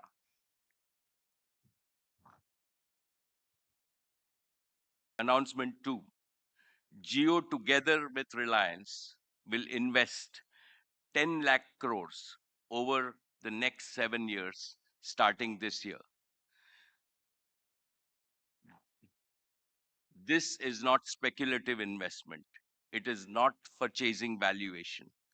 This is patient, disciplined, nation-building capital designed to create durable economic value and strategic resilience for decades to come. Distinguished participants, the biggest constraint in AI today is not talent or imagination. It is scarcity and high cost of compute. Therefore, here is my third announcement. Geointelligence will build India's sovereign compute infrastructure through three bold initiatives. One, gigawatt scale data centers. We already started construction on multi-gigawatt AI-ready data centers at Jamnagar.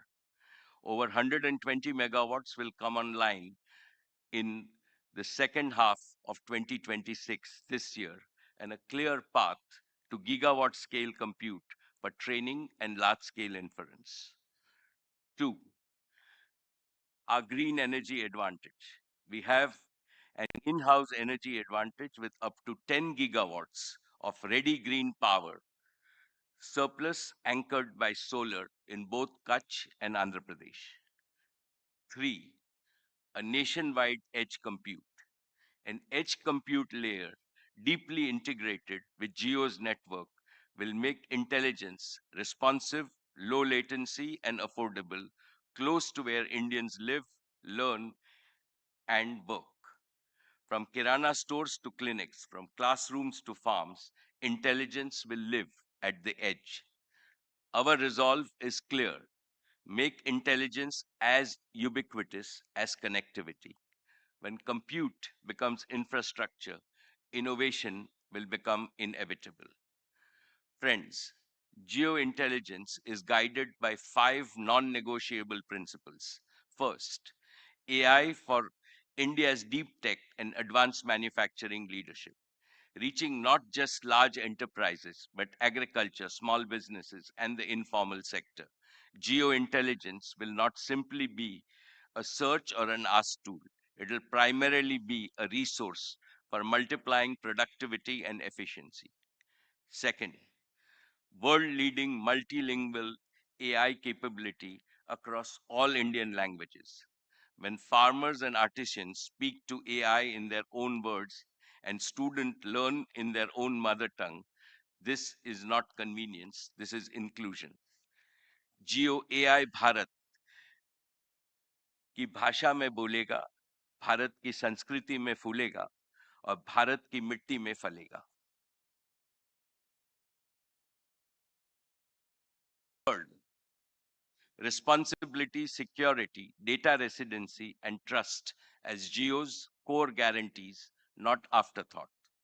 Fourth, we will prove that AI does not take away jobs. Rather, it will create new high-skill work opportunities. And fifth, the AI story has shifted from who has the best model to who can build the strongest ecosystem for speed and scale of usage. Therefore, we will build deep partnership ecosystem with Indian enterprises, startups, IIT, IISC, and research institutions. We will work shoulder to shoulder with India's leading industrial groups to embed AI across manufacturing, logistics, energy, finance, retail, agriculture, and healthcare. We will empower startups with affordable compute and co-development platforms. We will aspire to produce global breakthroughs in compute architecture, foundation models, and energy efficiency, designed in India, rooted in our values, powered by our talent, and scaled for humanity. And we will partner with the very best tech companies in the world, not as importers of intelligence, but as co-architects of a new AI century.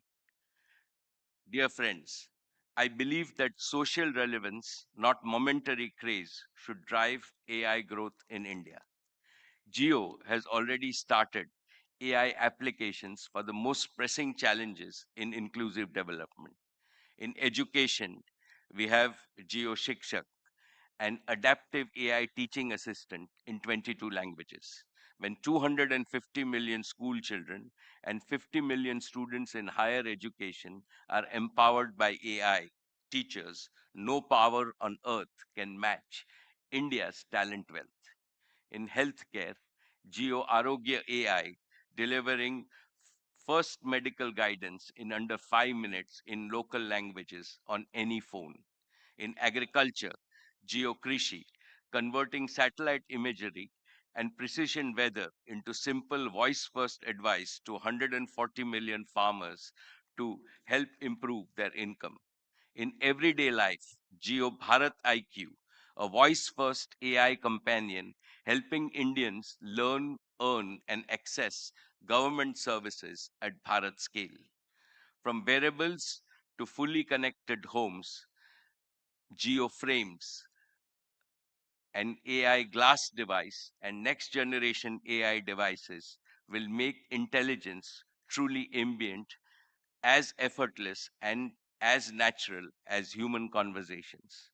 Through Geo Hotstar, AI will multiply Indian creativity with multilingual storytelling. We will popularize India's rich cultural heritage with futuristic technology, enhancing India's soft power globally. Friends, this inaugural Global AI Impact Summit in India has received a massive response. What does that show?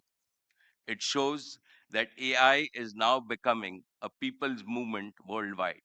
The success of this movement hinges critically on global cooperation and not polarization. Be it chips or rare earths, AI works its magic through sharing, not hoarding, through collaborations, not conflicts. The unique strength of India is that India serves as the vital bridge connecting the global south and the global north. After all, south or north, east or west, all of us have only one earth, one family, and one future. Today, at this summit, let us all pledge to transform this noble aspiration into reality using the most powerful gift of the human mind, AI. Let us combine intelligence with empathy and let us build a better future for all. Thank you. Jai Hind.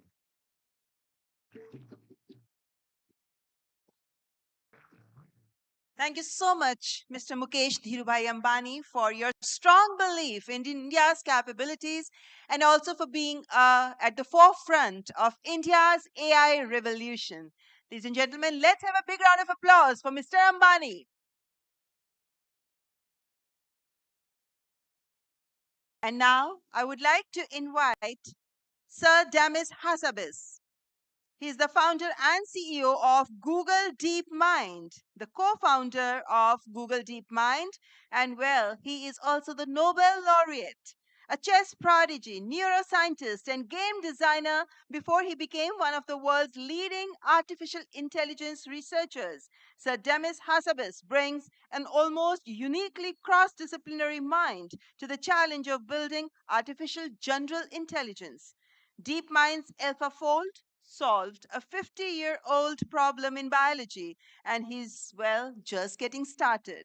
Please welcome the co-founder and CEO of Google DeepMind, Sir Hassabis.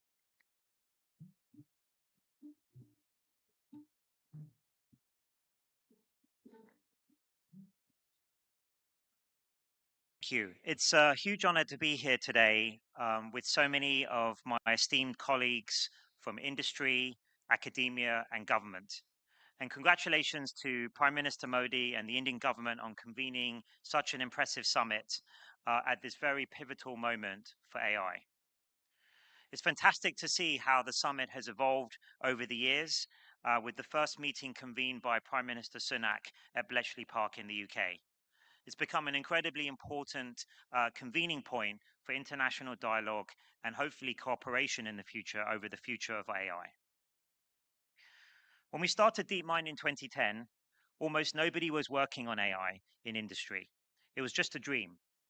And it's been incredible to see how in the last 15 years, where we've come from the beginnings, those humble beginnings, to now where we are today, where the whole world is talking about AI. The reason I've spent my whole career working on AI is I always believed it would be one of the most important and beneficial technologies ever invented. And for me, my passion is to advance scientific discovery. And I always felt that AI would be the ultimate tool for accelerating scientific discovery and being a force multiplier for human ingenuity. From a very young age, I've been obsessed with the Greek questions of science, the nature of reality, the nature of consciousness, these deep mysteries that are in the universe. And I think AI can help us find answers to these questions that we've pondered over for thousands of years. We're already starting to see the beginnings of this with systems like AlphaFold that we built to solve the 50-year grand challenge of protein folding. And we hope that this will just be the first example of amazing advances in science and medicine that have been enabled by AI. And we and others are working on many other branches of science now to bring AI tools to help advance material science, fusion, physics, and mathematics. In fact, almost every branch of science and medicine can be impacted by AI. And now in 2026, we're another threshold moment where AGI, artificial general intelligence, is on the horizon, maybe within the next 5 years.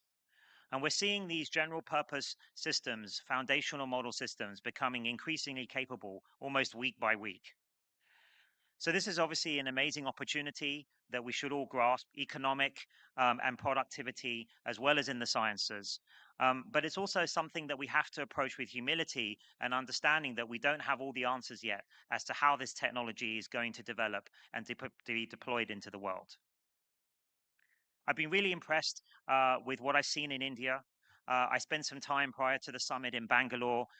We have a really big office there, Google and DeepMind, a great research office where we do some really critical research that we then bring to our products and our technologies around the world in areas like efficient models, continual learning, and multilingual capabilities. I also had time to give a talk at the Indian Institute of Science at Bangalore, and I was incredibly impressed by the students and the faculty there, their enthusiasm and their energy for AI, and their ideas for how to use AI to improve India standing in the world and to also seize all the new economic opportunities and scientific opportunities that AI opens up. It was incredibly impressive to see the energy around the country. And I think that India will indeed be a powerhouse for AI across the globe. We have many partnerships. Sundar, you heard Sundar announce many Google partnerships that we have with India. I'm especially proud of our deep partnership with Mr. Ambani and the Reliance Jio group to bring intelligence to everyone in India with our Gemini foundation models in partnership with Reliance. So we hope to build on that in the next few years. So if I was to try and quantify what's coming down the line with the advent of AGI, I think it's going to be one of the most momentous periods in human history, probably something more like the advent of fire or electricity. One way maybe we can quantify that is, I think it's going to be something like 10 times the impact of the Industrial Revolution, but happening at 10 times the speed, probably unfolding in a matter of a decade rather than a century. So really, this is an enormous amount of change is going to come, and it's still to be written how we can make that beneficial for the whole world. And I think the main way we should try to do this is by taking a scientific approach, using the scientific method to understand what the capabilities of these systems are, to build good guardrails and monitoring systems, to understand more deeply what these systems are capable of and how we can make sure that they serve the purposes that we want. And then, of course, simultaneously, we also have to be bold to grasp these new opportunities to advance science and medicine and to improve human health and the human condition that society and the globe badly needs. So I think we've got to try and navigate this moment very carefully, very thoughtfully. And if we do so, I'm very optimistic that we'll usher in a great new era. But of course, this can't just be left to technologists. And that's why summits like this are really important, to bring together all parts of society, the technologists that are building it, the scientists that are building it, governments and how to deploy it for the best use of their citizens, but also artists, social scientists, and philosophers. We need to bring all of these debates into the tent to understand how we should navigate this next period in human history. And I think summits like this, international summits like this, are critical to encourage this kind of international dialogue and cooperation. And if we get this right, these next steps right, I think we can usher in a new golden era of scientific discovery and improve the lives and health of everyone in the world. Thank you.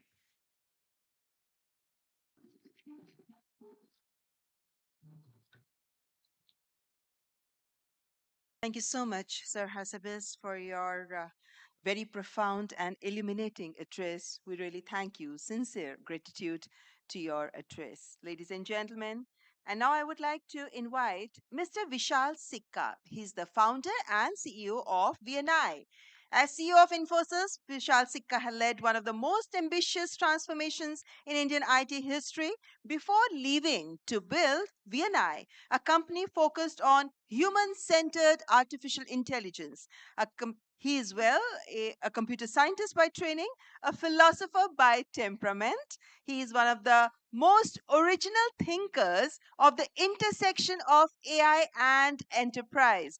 Please welcome the founder and CEO of VNI, Mr. Vishal Sikka. Thank you so much. Thank you so much for that. Wow, wonderful introduction, and what an amazing event. I want to share 3 points from a long time that I have spent in AI. My first point is that what we see today in the world of AI, people who know what they are doing with AI are astonishingly effective with AI. Recently, a friend of mine, he and I were students together at Stanford. He has a large service that he runs, open public service. That service was built by 15 people, very world-class engineers, over 9 months. Recently, he rebuilt that service entirely by himself in 14 days using one of the generative AI coding tools. So if you are counting, that is about a more than 250 times improvement in productivity. Now, he's a genius, and not everyone gets a 250 times productivity gain. But you will see that people who understand how to use AI are astonishingly effective with it. And I had a similar experience recently with a customer of mine who is a distributor of home goods. And one of their main suppliers shut down their factories in one of their countries.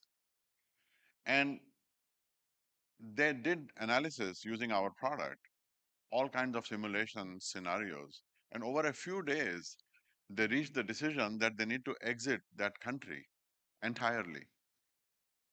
I asked him, such a monumental decision to get out of an entire country, how long would that have taken you before? And he said, easily it would have taken a year. And it would have involved heavy duty consultants and things like that. So we now have instant access to knowledge in any language, a condensation of things that we can present in any way. It is an incredible power. And yes, it is deeply disruptive to the ways that we have worked before, the way that we have done things in the past. But at the same time, and even more importantly, We can do unprecedented things with this, things that we could never do before. So this astonishing effectiveness, and Joshua referred to this as a jagged frontier, it is not uniform. Not everyone sees this. So that's my second point. Being effective with AI requires not only a knowledge of AI itself, but understanding its limitations and how to overcome those limitations. There is a huge gap between LLMs and the business users inside enterprises especially, and how to bring value to those users. And overcoming that gap is where a lot of value creating opportunity is. That bridging that gap requires delivering correct systems, trusted, verifiable, reliable systems that deliver value to people. My own company works in this area, a layer that sits above the language models and delivers value to business users while ensuring correctness and things like that. When we overcome that gap, we can deliver massive value. Mukesh Bhai talked about it just now. We can transform every existing system, legacy systems, enormous complexities inside enterprises can be removed, industries can be transformed. We can give end users wings. We can amplify them to deliver things that were not possible to do before, that, or in the best case, it required professionals to do this. Doing that also requires not just overcoming the limitations of AI, but also imagination to see what is not there, to see what is possible. India has all of this in great abundance. The Honorable Prime Minister has called for 1 billion entrepreneurs, people who can overcome these and deliver value using AI. And I think this is exactly what the world needs and what India has the potential for. My third point is that we not only have to master today's AI, but we have to leapfrog it. AI today has enormous limitations. I have worked in AI for the last 38 years. You know, one of our scriptures is Bhaj Govindam. It was written by the Shankaracharya, and it has a beautiful line.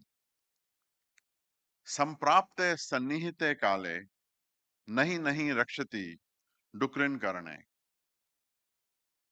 What it means is that when you are faced with a life or death situation, the knowledge of a book does not help you.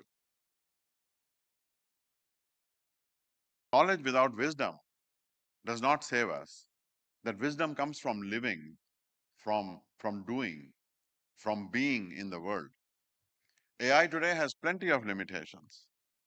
Joshua mentioned hallucinations. That's one of the main issues blocking the use of AI in enterprises. But beyond hallucinations, understanding the world, understanding physical activities, the physical movement, this is one of the next frontiers. Safety of AI, and the Honorable Prime Minister talked about this today, is an existential issue.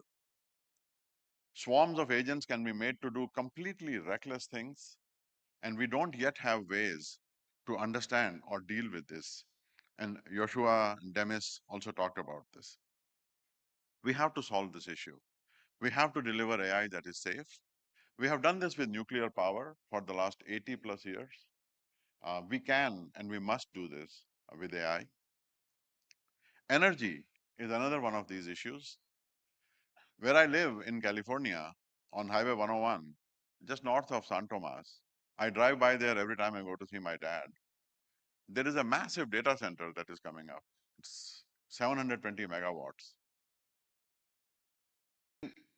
This idea that I write a prompt and these gazillion GPUs blast into existence to produce a response, and then I make a tiny change to that prompt and then I do that again, it just seems like a completely absurd idea, especially to someone who has been around AI for such a long time.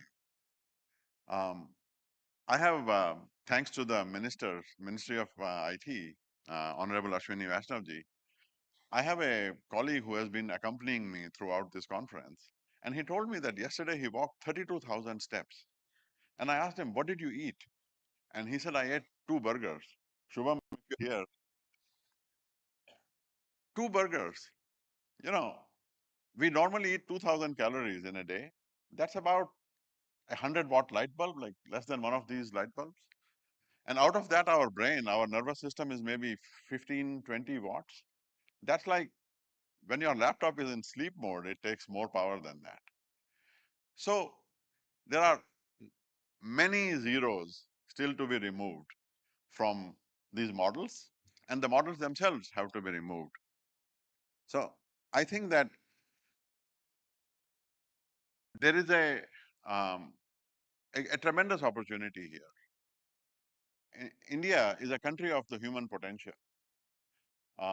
We have plenty of times before delivered the ability to billion plus Indians. Mukesh bhai talked about Jio, and Sunil talked about Airtel, and how now we have billion plus Indians who have data and connectivity. And when I was young, one of my earliest childhood memories is of worry in my parents' faces around food. They used to tell stories of how there was a shortage of food. And then the Green Revolution happened, and India is now one of the largest exporters of food in one generation. So I think that when you look at the time of intelligence, it is not only an opportunity to learn about this technology, to learn to master this technology, to understand its limitations, but to leapfrog that and to build the next generation of it. And as this summit so vividly demonstrates, we can be on our way to a human revolution powered by AI, by good AI, by purposeful AI, where every one of us, a billion entrepreneurs, is not just making a living, but is making a life. Not some artificial life or some artificial general life, but our own life and the life of others. And that would be so much fun to do. Thank you so much.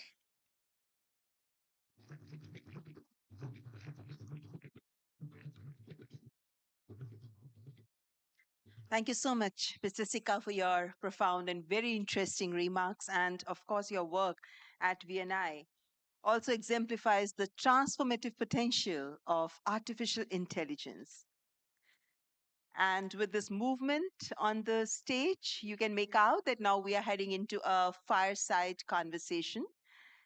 And well, this would be a remarkable conversation we're going to have with Mr. Nandan Nilekani, co-founder and chairman Infosys, and Dario Amodei, founder of Anthropic. And before I invite our guests on the stage, let me say a few words about Mr. Nandan Nilekani, who is the architect of Aadhaar, the world's largest biometric identity system, and the intellectual godfather of India's digital public infrastructure movement. Nandan Nilekani has spent decades proving that technology built in the public interest can transform entire societies, and Aadhaar is a big example before the world. His thinking on artificial intelligence and open digital ecosystems is essential reading for anyone serious about this field. So, ladies and gentlemen, I would now invite Mr. Nandan Nilekani and Mr. Dario Amode for this conversation, which is being moderated by Mr. Rahul Mathan, partner Tri-Legal. I invite all our three guests on the stage.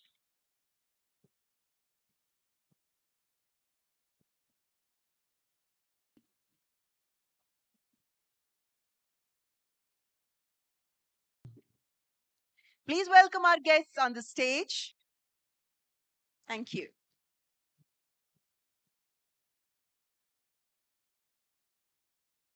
And then Dario, welcome, Dario. Great speech in the morning. You mentioned that we are in the end of or towards the end of the exponential. This is something that you spoke about in Machines of Loving Grace, that we would have a country of geniuses in a data center. And the models over the last, I guess, 2 months have been sort of giving us a sense that we're getting there. But in your podcast with Dwarkesh, you sort of walked that back a bit by saying we may reach a country of geniuses in a data center, but the impact on society will take a long time. Can you explain what that means? Because we thought we'd do AGI and we would be finished and done with it. Yeah, thank you for having us, Rahul. I would say there is this duality between the fundamental capabilities of the technology and the time that it takes for those capabilities to, to diffuse into the world, right? We're getting models that are very good at software engineering, that are increasingly good at, biomedical innovation. We're not there yet, but we're on this very fast exponential. But when I look across the world and I look across the enterprises of the world. We have many enterprises as customers. Even if we freezed in place what the technology was capable of today, I think the economic impact could be much greater than it is because it just takes time. There are just frictions to adopt things through enterprises, and I think even more so in the developing world. And when I visited Infosys, one of the things I talked about with Nandan was the we're both obviously very interested in making sure that this technology gets to everyone, and Nandan has devoted a big part of his life to many things many things in that direction, and has built out India's digital public infrastructure. And so I think this question of diffusion is very tied to the question of how do we make sure that everyone benefits. So when the foundation models came, Nandan, you said that we should do use cases. And it sounds like Dario is saying the same thing, that even if we do the foundation model, we will still need to do use cases. No, I think it's great what the foundations models are doing and the speed of evolution. But what we have learned is that diffusion of technology is a different ballgame. And how do you get technology to 1 billion people? And I think India, we have a little bit of experience with that. 1.4 billion people on Aadhaar, 500 million people on UPI, 20 billion transactions a month, the world's largest cash transfer system, the largest financial inclusion system, you name it, all that stuff. And we learned that diffusion is a technique. It's both an art and a science. It involves institutions, it involves policy making, negotiations, dealing with incumbents, dealing with newcomers, strategies for execution. So the whole, trust building, so a whole host of things. And I think if all the investments in AI are going to deliver the value to society, not to just to individuals, we'll have to look at diffusion pathways to take this to everyone. And I think India will lead on that. That's why I've always been saying that India should focus on becoming the use case capital of the world. Dario, you had a more recent essay, which you call The Adolescence of Technology, which is a little more somber. Spoke a little bit about sort of dimming the enthusiasm of the first essay. And I want you to perhaps unpack that a little bit. We all have spoken about the risks of the technology, but particularly in the global south, where we think that AI is going to be hugely beneficial for us, we perhaps will have a different calculus on the risk-reward ratio. What do you think about that, and how would your essay address that? I think that's an insightful comment, which is that I think in the global south there's an opportunity for AI to accelerate catch-up growth, to solve a bunch of problems that are in the way of catch-up growth. And so I think AI is a technology that has big risks and big benefits, but in the global south, the benefits may be even bigger than they are anywhere else. But at the same time, that doesn't mean, of course, that the risks aren't real. India is the world's largest democracy. We need to think about how democracies handle AI, and how we confront other countries that are authoritarian. That's one of the risks I talk about. Another risk I talk about is making sure that AI systems are safe and predictable, and autonomously behave in a way that's under our control. And everyone in the world has to worry about that. That affects everyone in the world.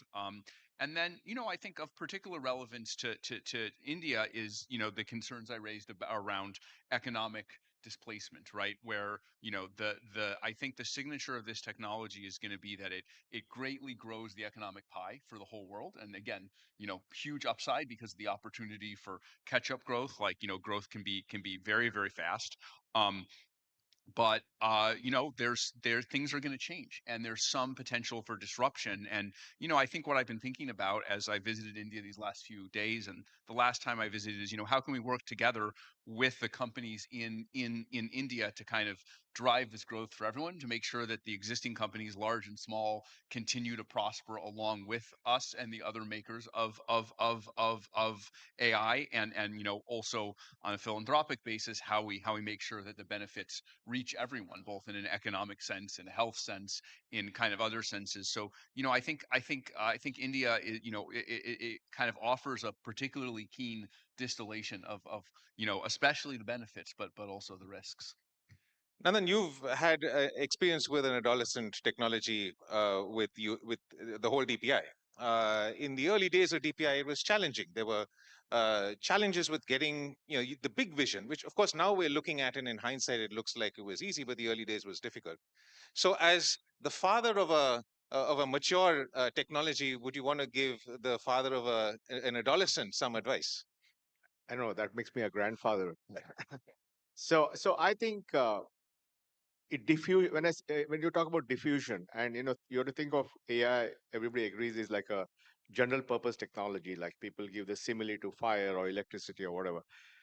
It's about starting from the user and how can we improve their lives. How can we take 1 billion people and help them to learn better? How can we take 1 billion people and give them better healthcare? How can we take 500 million farmers and improve their earnings? You have to start from there and then figure out how to make it happen. And it's not just technology. Technology is just one piece of the puzzle.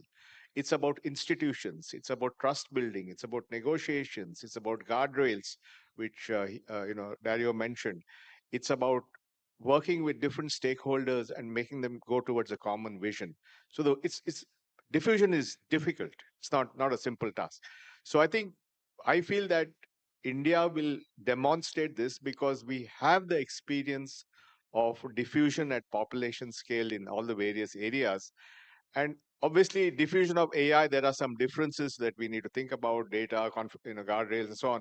But I think we can build a pathway or multiple pathways to that goal. And that will show the world, because I believe right now in AI, there's a race to the top and a race to the bottom. And the race to the bottom is faster than the race to the top. So I think all of us who have a stake in AI being useful to humanity have to accelerate and redouble our efforts to make the diffusion happen. Otherwise, the consequences are going to be very, very difficult, because there's going to be a backlash. If the only thing that AI does is, create deep fakes or raise the price of your power bill, or, all the other things that are happening, people are going to respond. I mean, the resentment of the blue collar worker led to the train wreck of globalization. The resentment of the white collar worker is going to lead to the train wreck of AI. So I think we really have to work very hard to show profound, useful cases of AI. Dario, you were in India in October, and you're back again now. You spend a lot of time actually with the developer community. You clearly were impressed because you've come back so quickly. Could you tell us a little bit about, what your experience is with how India is building and using AI? Perhaps just go through the stack. I mean, enterprise, small business, startups, then developers.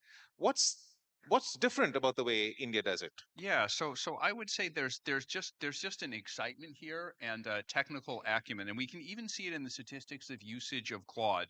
Use of Claude for technical kind of programming and software engineering, mathematical tasks. The fraction is substantially higher here in India than it is in most other places in the world.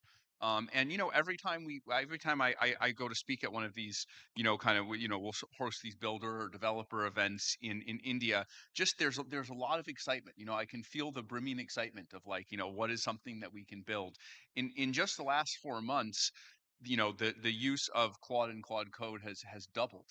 has doubled in India. And I'm sure it's the same for the other. I don't say that to promote Claude and Claude Code. Like, it's more a statement about the kind of excitement in India on the enterprise level. I mean, the two of us just announced a partnership just yesterday. So we're really excited to work with all the large enterprises in India. They know much more about the Indian market. They know much more about distribution. They know how to serve enterprises within India, and they're much better at that than we are. And can we plug our technology into what they do, and create something that kind of wins for both sides, right? We would like to be able to jointly win with the companies in India. And then finally, I think there's another element that's almost unique, which is that there's an excitement to build, but there's an excitement to build for public good and for philanthropic benefits. So, Nandan kindly introduced me to the XStep Foundation, which of course builds digital infrastructure, and we've already started to work on a number of projects really to reach people in rural areas. We're trying to combine Claude with something called Open AgriNet, which helps farmers in rural regions to kind of find better information and better advice to be more effective and efficient. And we're looking to expand that a great deal. So I think that's something totally unique to India. And that through folks in the private sector, we would get connected to these efforts, and there would be mutual enthusiasm to promote these efforts. And you, of course, have an office. You've declared a managing director. But actually, more importantly, Sonnet 4.6, which dropped yesterday, very inconveniently, so I couldn't try it, apparently is doing very well on 10 Indic languages. So there seems to be a bit of a focus in your development as well on India.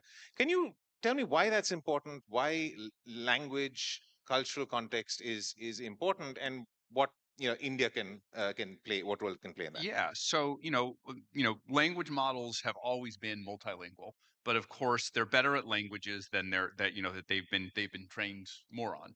And of course, as I learned when I first came here, India has a very long tail of regional languages, and we see this as something related to access, something related to making we provide benefits for everyone, right? If you can only speak the most common languages, then there's a long tail we're not reaching, right? The farmers that we mentioned, many of them speak one of the less common regional languages, and so we put in place a push, collaborating with folks in India to acquire more data for this long tail of Indic languages, and Sonnet 4.6 represents an improvement.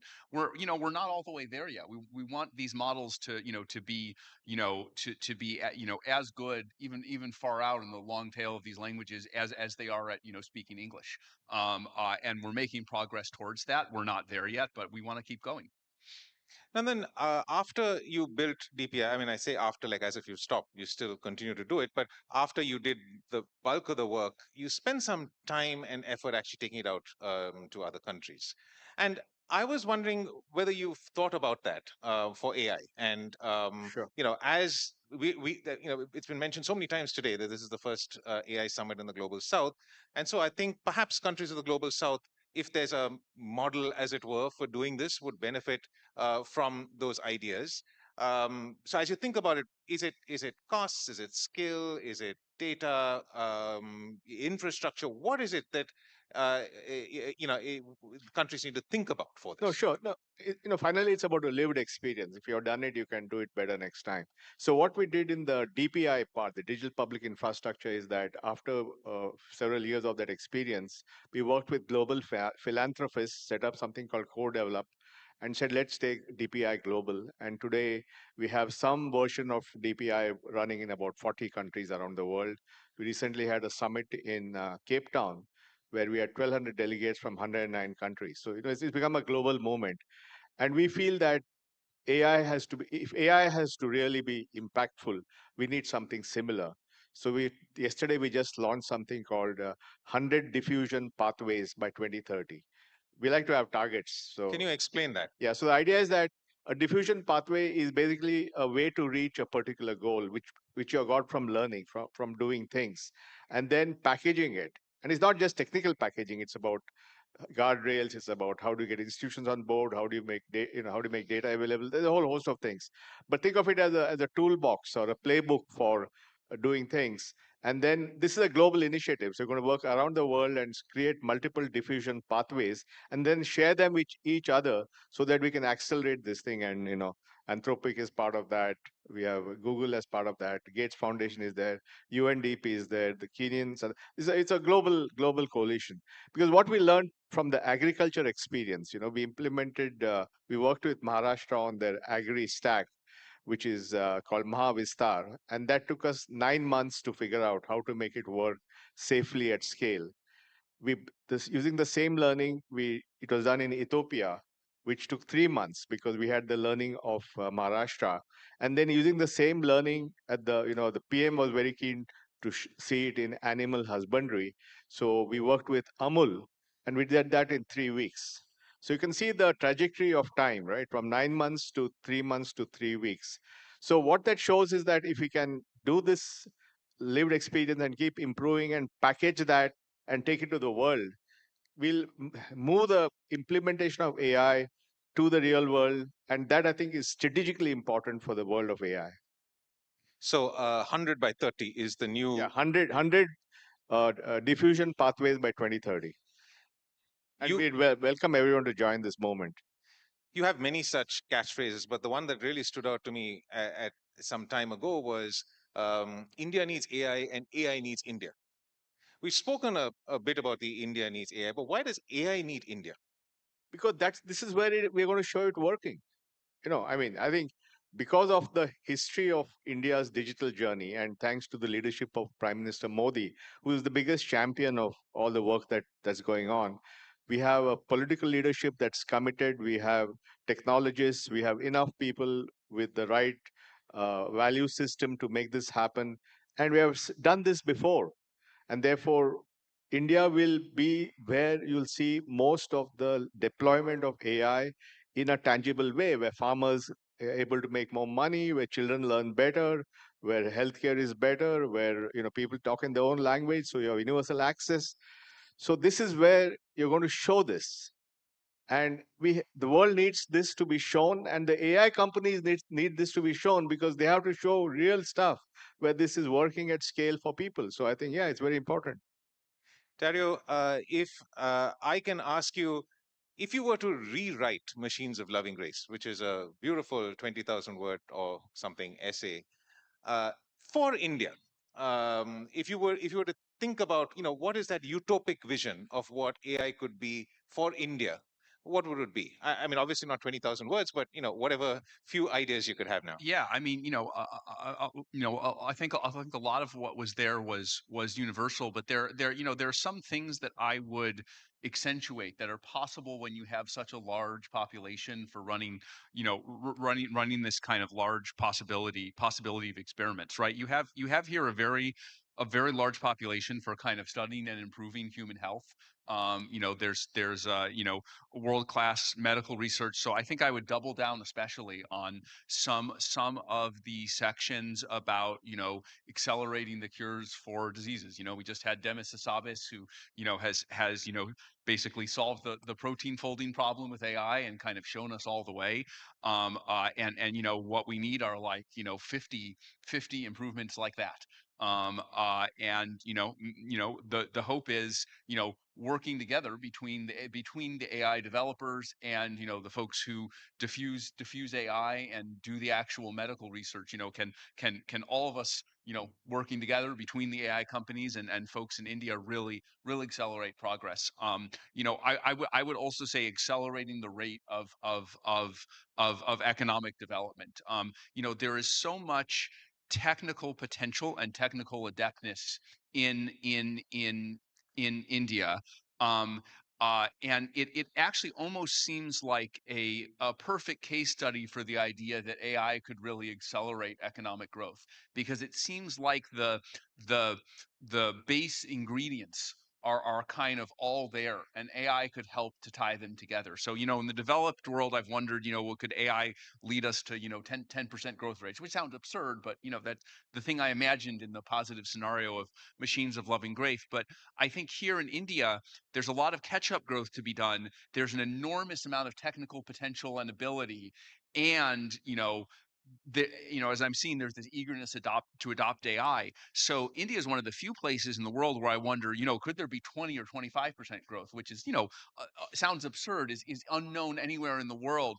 But as I think about this, it kind of stacks all the factors for a very bullish picture of how that growth could happen. So, I think I could imagine being in India being one of the countries in the world that most embodies this. Certainly, the large country that most embodies this. And Nandan, with all of these things, there needs to be some unlock. So if you were to advise governments of the world, governments of India, governments of the global south, what should they do to unlock this 20-25% growth that Dario dreams of? I don't for know about India? 25 and all that. If I get 10, I'll be happy. But I think there are a number of things. Obviously, I think people before have talked about the need to create massive compute. We need to bring in the models. I think the focus has to be on inclusion. I think this AI has to carry everybody. Everybody must feel it. Everybody must benefit from it. And that's why I think the language is very important. We want people to be able to speak to the computer in their language, in their dialect, mixing English, Hindi, Tamil, whatever. That needs to be done. I think that's a big thing. And then I think making agents work for people. I think if we can make agents work for people, then it means more inclusion because they can get complex things done because you're hiding all the sophistication behind the agent. So I think there are a lot of things we can do, which you'll see now in the coming years. We already have 3 or 4 examples in agriculture, in healthcare, in language, in education, in electricity. We have a very good example of P2P trading. So I think all these are examples of how AI will actually benefit people. And then I think, as to Dario's point, India is a country which is very positive about technology in general and AI in particular. And we need to take advantage of that and not let them down by giving them truly transformative applications using AI, which you will see in the next 2 to 3 years. Nandan, Dario, thank you so much. What a lovely conversation. Thank you. That's great.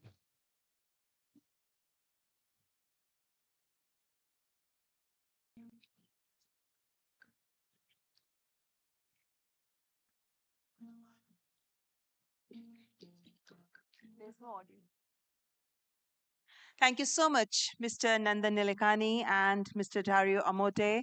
And thank you, Rahul Mathan, for moderating it. Well, it was quite an engaging conversation, I must say.